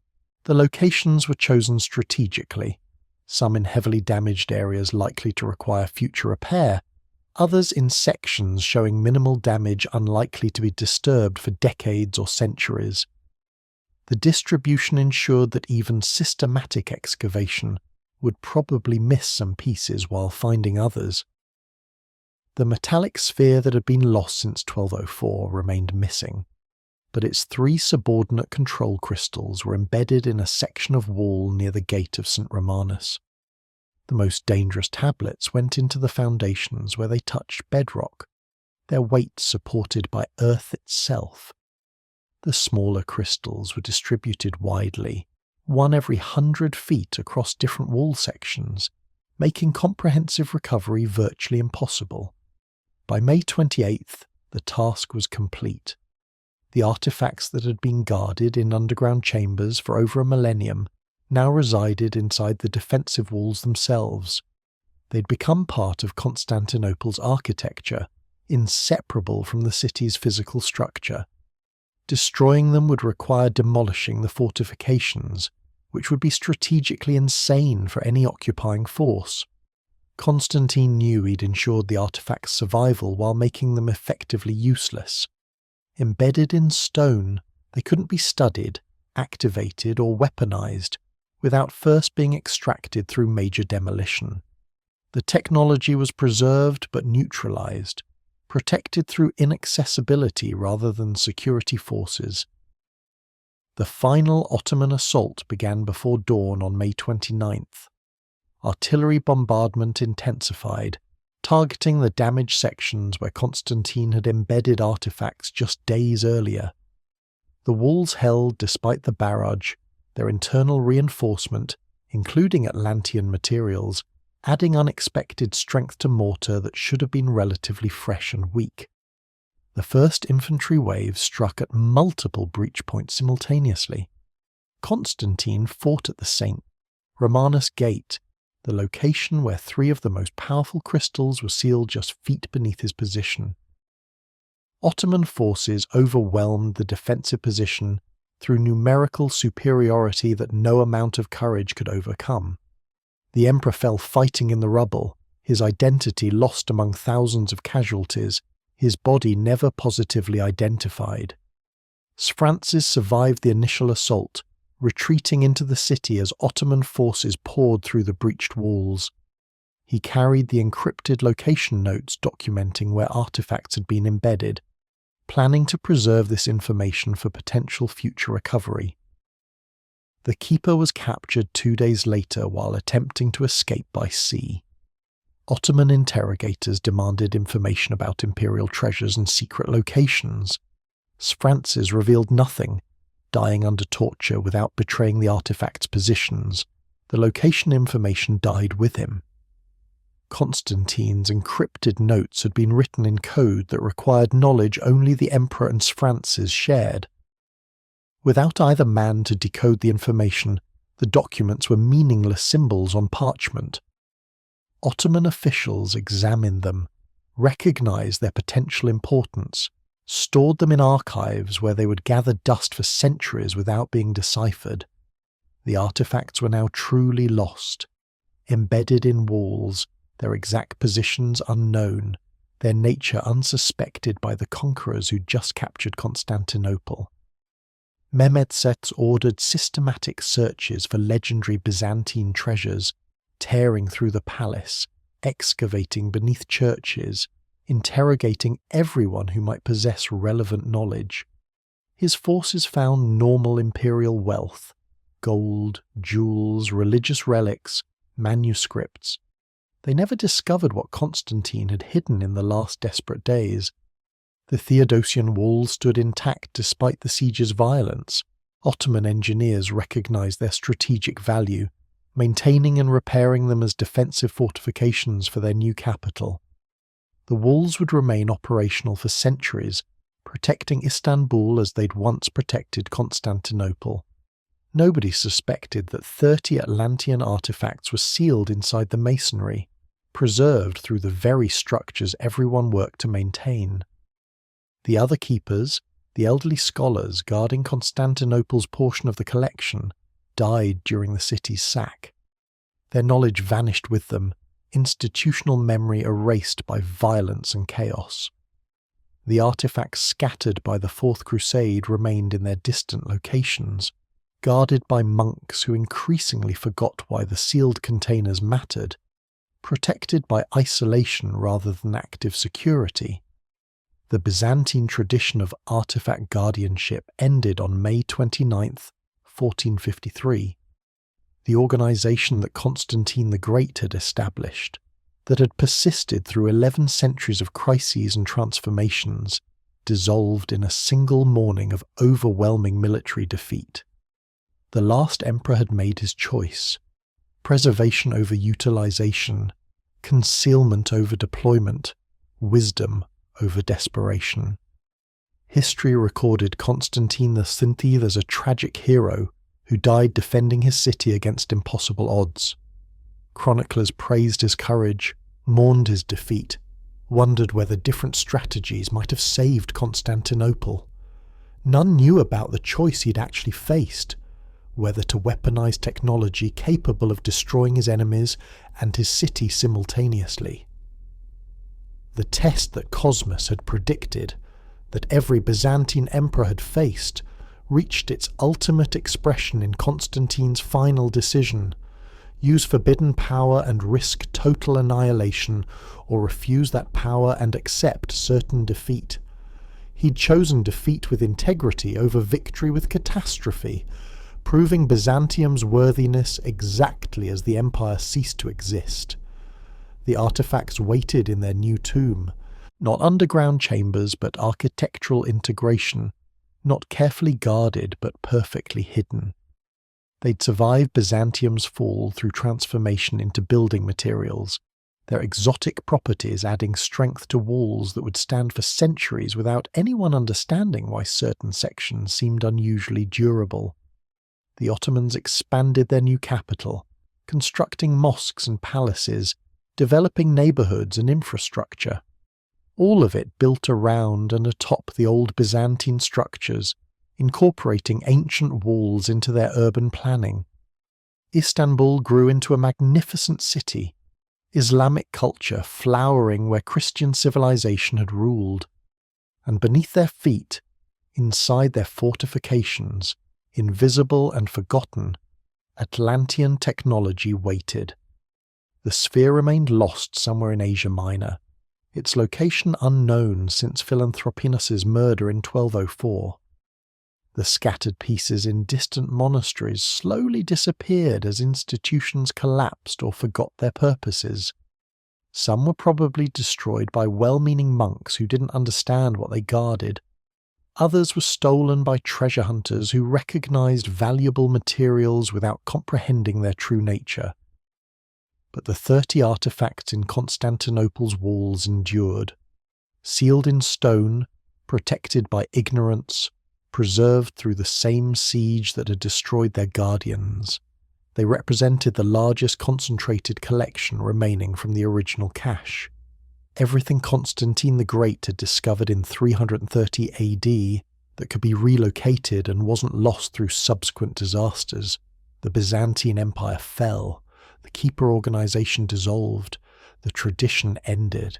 The secret appeared to die with the last men who'd sworn to protect it. But secrets embedded in stone don't die easily. They wait. They persist. They remain available to whoever eventually discovers them, whether through deliberate searching or accidental exposure. Constantine had ensured the artifact's survival while making recovery extremely difficult. He'd hidden them in the most obvious possible location, inside defensive walls everyone could see, which made them effectively invisible through their very prominence. The last emperor's choice would resonate across centuries, not immediately, not obviously, but eventually, inevitably, when time and circumstances converged to reveal what he'd concealed so desperately during those final nights before his death. The artifacts were still there, still waiting, still dangerous. Byzantium was gone. The guardians were dead. The knowledge was lost. But the technology endured, sealed in walls that would stand for 500 more years, waiting for the moment when someone would finally discover what Constantinople's last emperor had hidden inside the very fortifications that failed to save his empire. The earthquake struck Istanbul at 3:47 a.m. on January 24, 2016, measuring 4.8 on the Richter scale. Minor by Turkish standards, but sufficient to crack older structures throughout the historic peninsula. Engineers inspecting the Theodosian walls the following morning discovered a collapse near the old gate of St. Romanus. A section roughly 12 feet wide had crumbled inward, exposing interior masonry that hadn't seen daylight in centuries. The damage was significant enough to warrant immediate attention, trivial enough to handle through routine municipal repair procedures. Work crews arrived within hours to assess structural stability and plan reconstruction. What they found in the rubble changed everything. Among the broken stone and ancient mortar lay fragments of crystalline material that reflected sunlight with unnatural intensity. The pieces showed colours that standard geological reference couldn't classify. Metallic purples, luminescent blacks, shades that seemed to shift depending on viewing angle. One worker picked up a fragment and immediately dropped it, reporting that the material felt simultaneously ice-cold and burning hot. The site supervisor photographed the unusual fragments and contacted the Istanbul Archaeological Museum. Protocol required documentation of any potentially historical materials discovered during construction work. 3 archaeologists arrived by noon, expecting to catalogue typical Byzantine-era building remnants. What they encountered defied their expertise entirely. The crystalline fragments didn't match any known Byzantine construction materials. Chemical analysis showed elemental compositions that made no sense, metallic alloys that shouldn't be stable, crystal structures that violated standard mineralogy, ratios of trace elements suggesting manufacturing techniques that didn't exist in medieval times.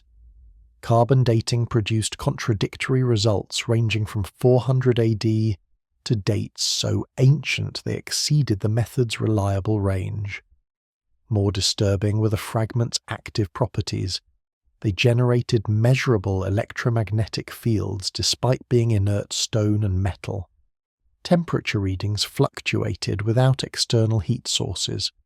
Spectrographic analysis revealed the materials emitted faint radiation across wavelengths that natural minerals shouldn't produce. The fragments behaved more like electronic components than architectural debris. Turkish authorities sealed the collapse site within 24 hours. Official statements cited structural safety concerns and ongoing archaeological assessment. The crystalline fragments were collected, catalogued and transported to secure storage facilities for further study. Public access to that wall section was permanently restricted, barriers erected preventing close approach to the damaged area. The repair work began 3 weeks later under heavy security.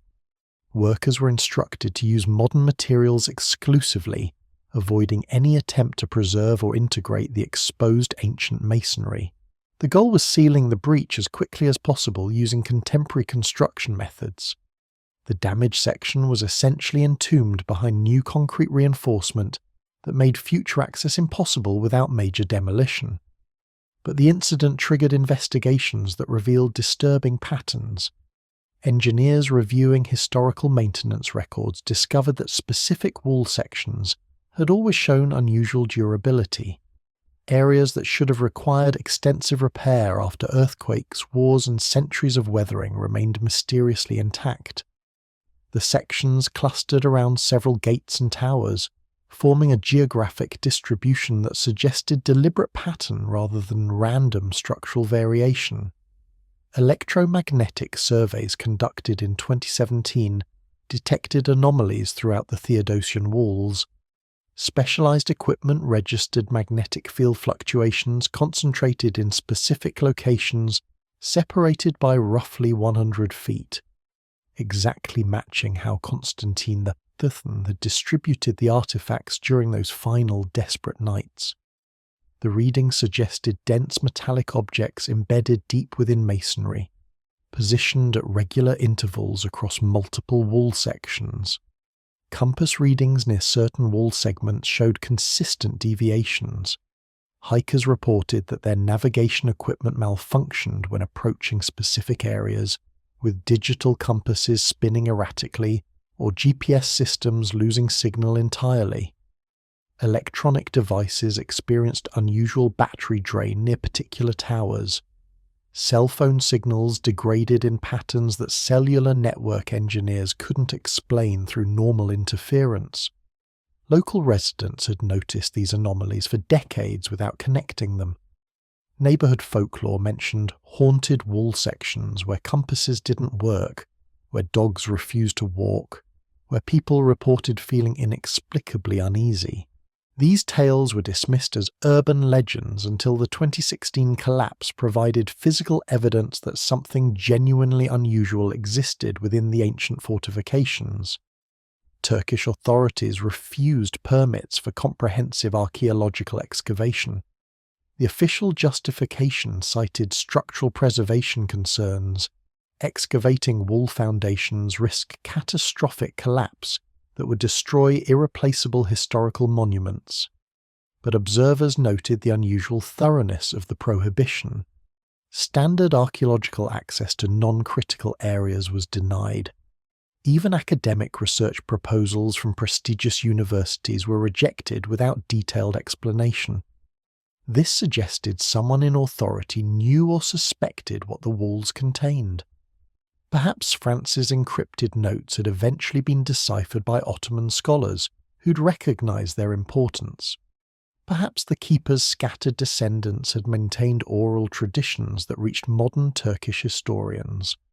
Or perhaps recent discoveries had triggered classified investigations that concluded certain secrets were best left buried. Meanwhile, fragments of the artifact collection emerged from unexpected sources.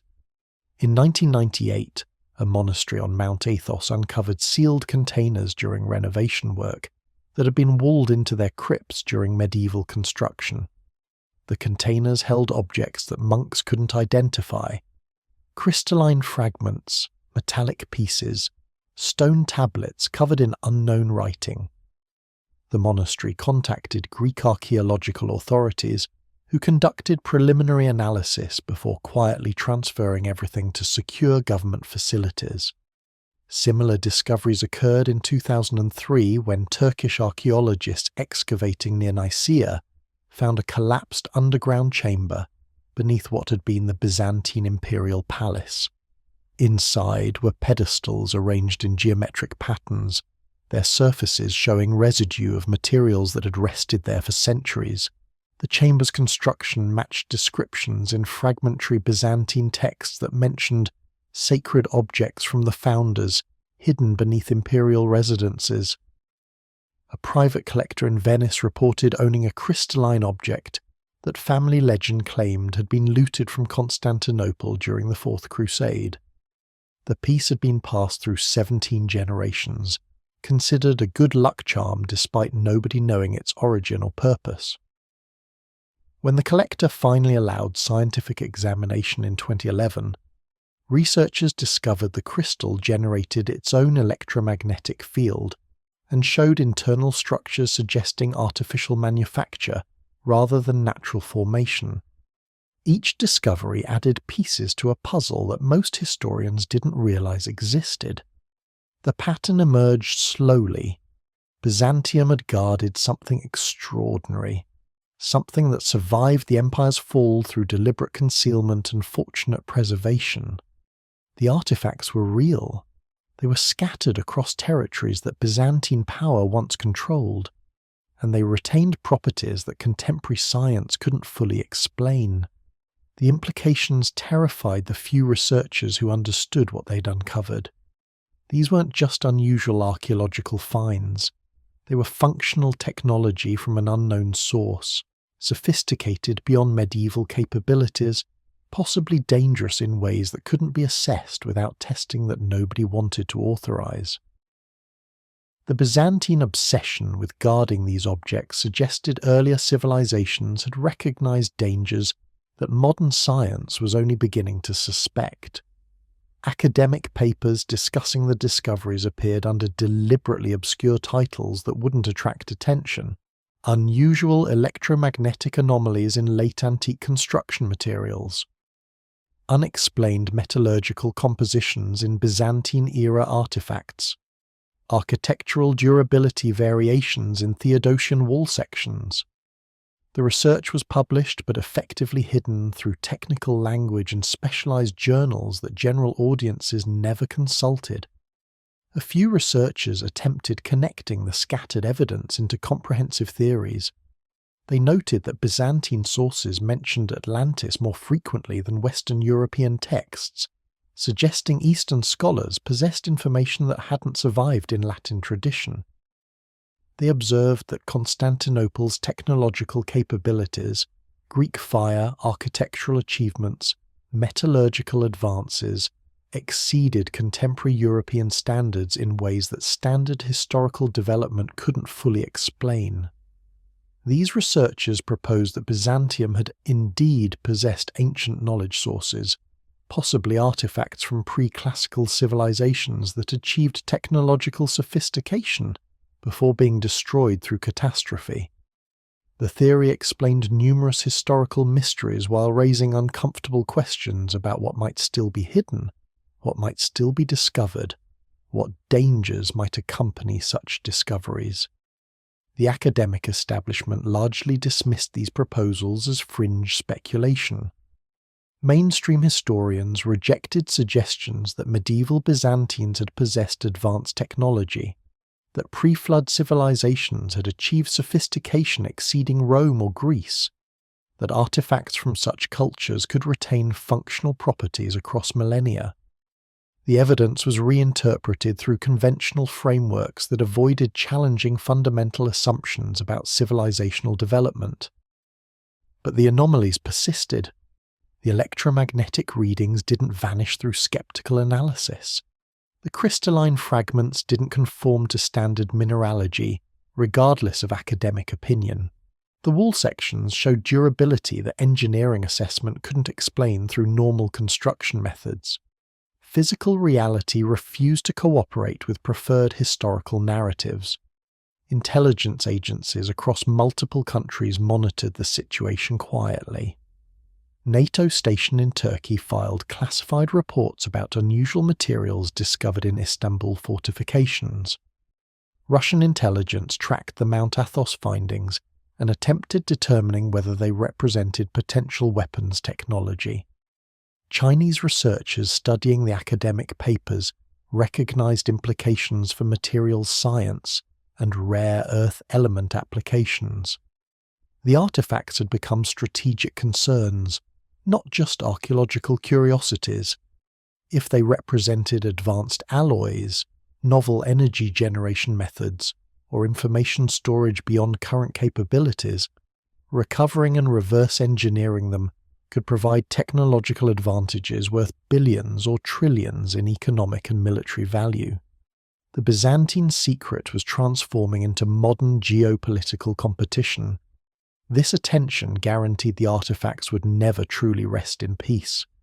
Too many parties had invested interest in discovering, analysing, and potentially exploiting whatever remained hidden. The Turkish government couldn't maintain security indefinitely against determined foreign intelligence services. The monasteries couldn't protect their holdings against sophisticated theft operations. The walls couldn't stay intact forever against earthquakes and urban development pressures. Eventually, perhaps within decades, perhaps within years, someone would succeed in comprehensive recovery. The artifacts that Constantine VII had embedded in walls, that the Fourth Crusade had scattered across territories, that Constantine the Great had discovered in 330 AD would be reunited and studied using capabilities far exceeding Byzantine science. Modern technology would extract every secret the objects contained, decode every tablet inscription, activate every dormant function, and then humanity would face the same test that destroyed Atlantis: the capability to harness planetary-scale energy, the knowledge to manipulate fundamental physical forces, the power to achieve godlike effects through technological means, all accompanied by the same moral limitations, the same tendency toward hubris, the same inability to resist using available capabilities regardless of consequences. The Byzantine Empire had endured 11 centuries by choosing wisdom over capability, restraint over exploitation, preservation over utilization. Modern civilization possessed no institutional framework for making similar choices. Contemporary culture celebrated technological advancement without limit, pursued capability without ethical hesitation, measured progress through power accumulation rather than wisdom demonstration. The artifacts were waiting for exactly this moment. Not for medieval societies that lacked capability to fully exploit them, not for civilizations that maintained religious or philosophical restraints against pursuing unlimited power. They were waiting for technological civilization confident enough to attempt complete understanding, ambitious enough to pursue total capability, morally immature enough to ignore warnings embedded in their own existence. Atlantis had destroyed itself. Byzantium had avoided that fate through deliberate limitation. Modern civilization was approaching the threshold with neither Atlantean technology nor Byzantine wisdom, possessing just enough capability to activate the artifacts without understanding what activation would trigger. The question wasn't whether someone would eventually recover and study the complete collection. That was inevitable. The question was whether modern humanity could demonstrate wisdom that ancient peoples had achieved, restraint that medieval empires had maintained, judgment that would prevent repeating catastrophes that had already destroyed one advanced civilization. The Theodosian Wall stood in Istanbul's historic district, attracting millions of tourists annually who photographed the ancient fortifications without suspecting what was sealed inside. The monasteries preserved their mysterious containers, treating them as relics whose significance had been forgotten across centuries. The academic papers gathered dust in specialized journals, read by experts who mostly dismissed their implications, and beneath everything, beneath modern construction and contemporary awareness, beneath historical knowledge and conscious attention, the artifacts waited, patient, persistent, unchanged by time or circumstance, still offering the same test, the same choice, the same opportunity for civilizational suicide that they'd offered Atlantis 15,000 years ago. The Byzantine emperors had guarded these secrets through 11 centuries of crisis and transformation. They'd maintained traditions across generations, preserved knowledge through institutional continuity, demonstrated collective wisdom that transcended individual lifetimes. Their empire had fallen, but their wisdom endured in the choice to hide rather than use, preserve rather than exploit, protect rather than unleash. Modern civilization faced the same artifacts with none of that institutional wisdom. No keepers maintained traditions across centuries. No emperors inherited responsibility for protecting dangerous knowledge. No society-wide consensus existed about what powers shouldn't be pursued regardless of capability. The test continued. The danger persisted. The choice remained exactly as stark as it had always been. Power without wisdom, capability without restraint, knowledge without understanding of what that knowledge could destroy. Constantinople had guarded the artifacts from Atlantis. Modern Istanbul didn't even know they existed. That ignorance was the final protection, thinner than the stone that sealed them, more fragile than the traditions that had preserved them, more temporary than the earthquakes that would eventually expose them. The Byzantine secret hadn't ended in 1453. It had simply passed beyond memory into legend, beyond conscious awareness into archaeological mystery, beyond active protection into passive concealment, waiting for the moment when humanity developed sufficient capability to recover what had been hidden. That moment was approaching. Perhaps it had already arrived. Perhaps the test was already underway, with outcome uncertain and stakes absolute. Some secrets were meant to stay buried. Some knowledge was too dangerous to recover. Some power couldn't be wielded responsibly by any civilization, ancient or modern, advanced or primitive, wise or foolish. The artifacts beneath Istanbul's walls represented exactly such forbidden territory. Technology from before the flood, knowledge from a destroyed civilization, power that had already proven capable of planetary-scale catastrophe. And somewhere in the darkness, sealed in stone, wrapped in mortar, embedded in walls that millions passed daily without recognition, The artifacts waited, still functional, still dangerous, still offering the same choice that had destroyed their creators. The only question remaining was whether modern humanity would prove wiser than Atlantis, whether contemporary civilization could demonstrate the restraint that Byzantium had maintained, whether anyone would recognize the test before failing it catastrophically. The answer would arrive eventually. Not soon, perhaps, not obviously, but inevitably, inexorably, with consequences that would either validate 11 centuries of Byzantine wisdom or prove that some secrets truly cannot be kept from civilizations determined to discover them regardless of cost.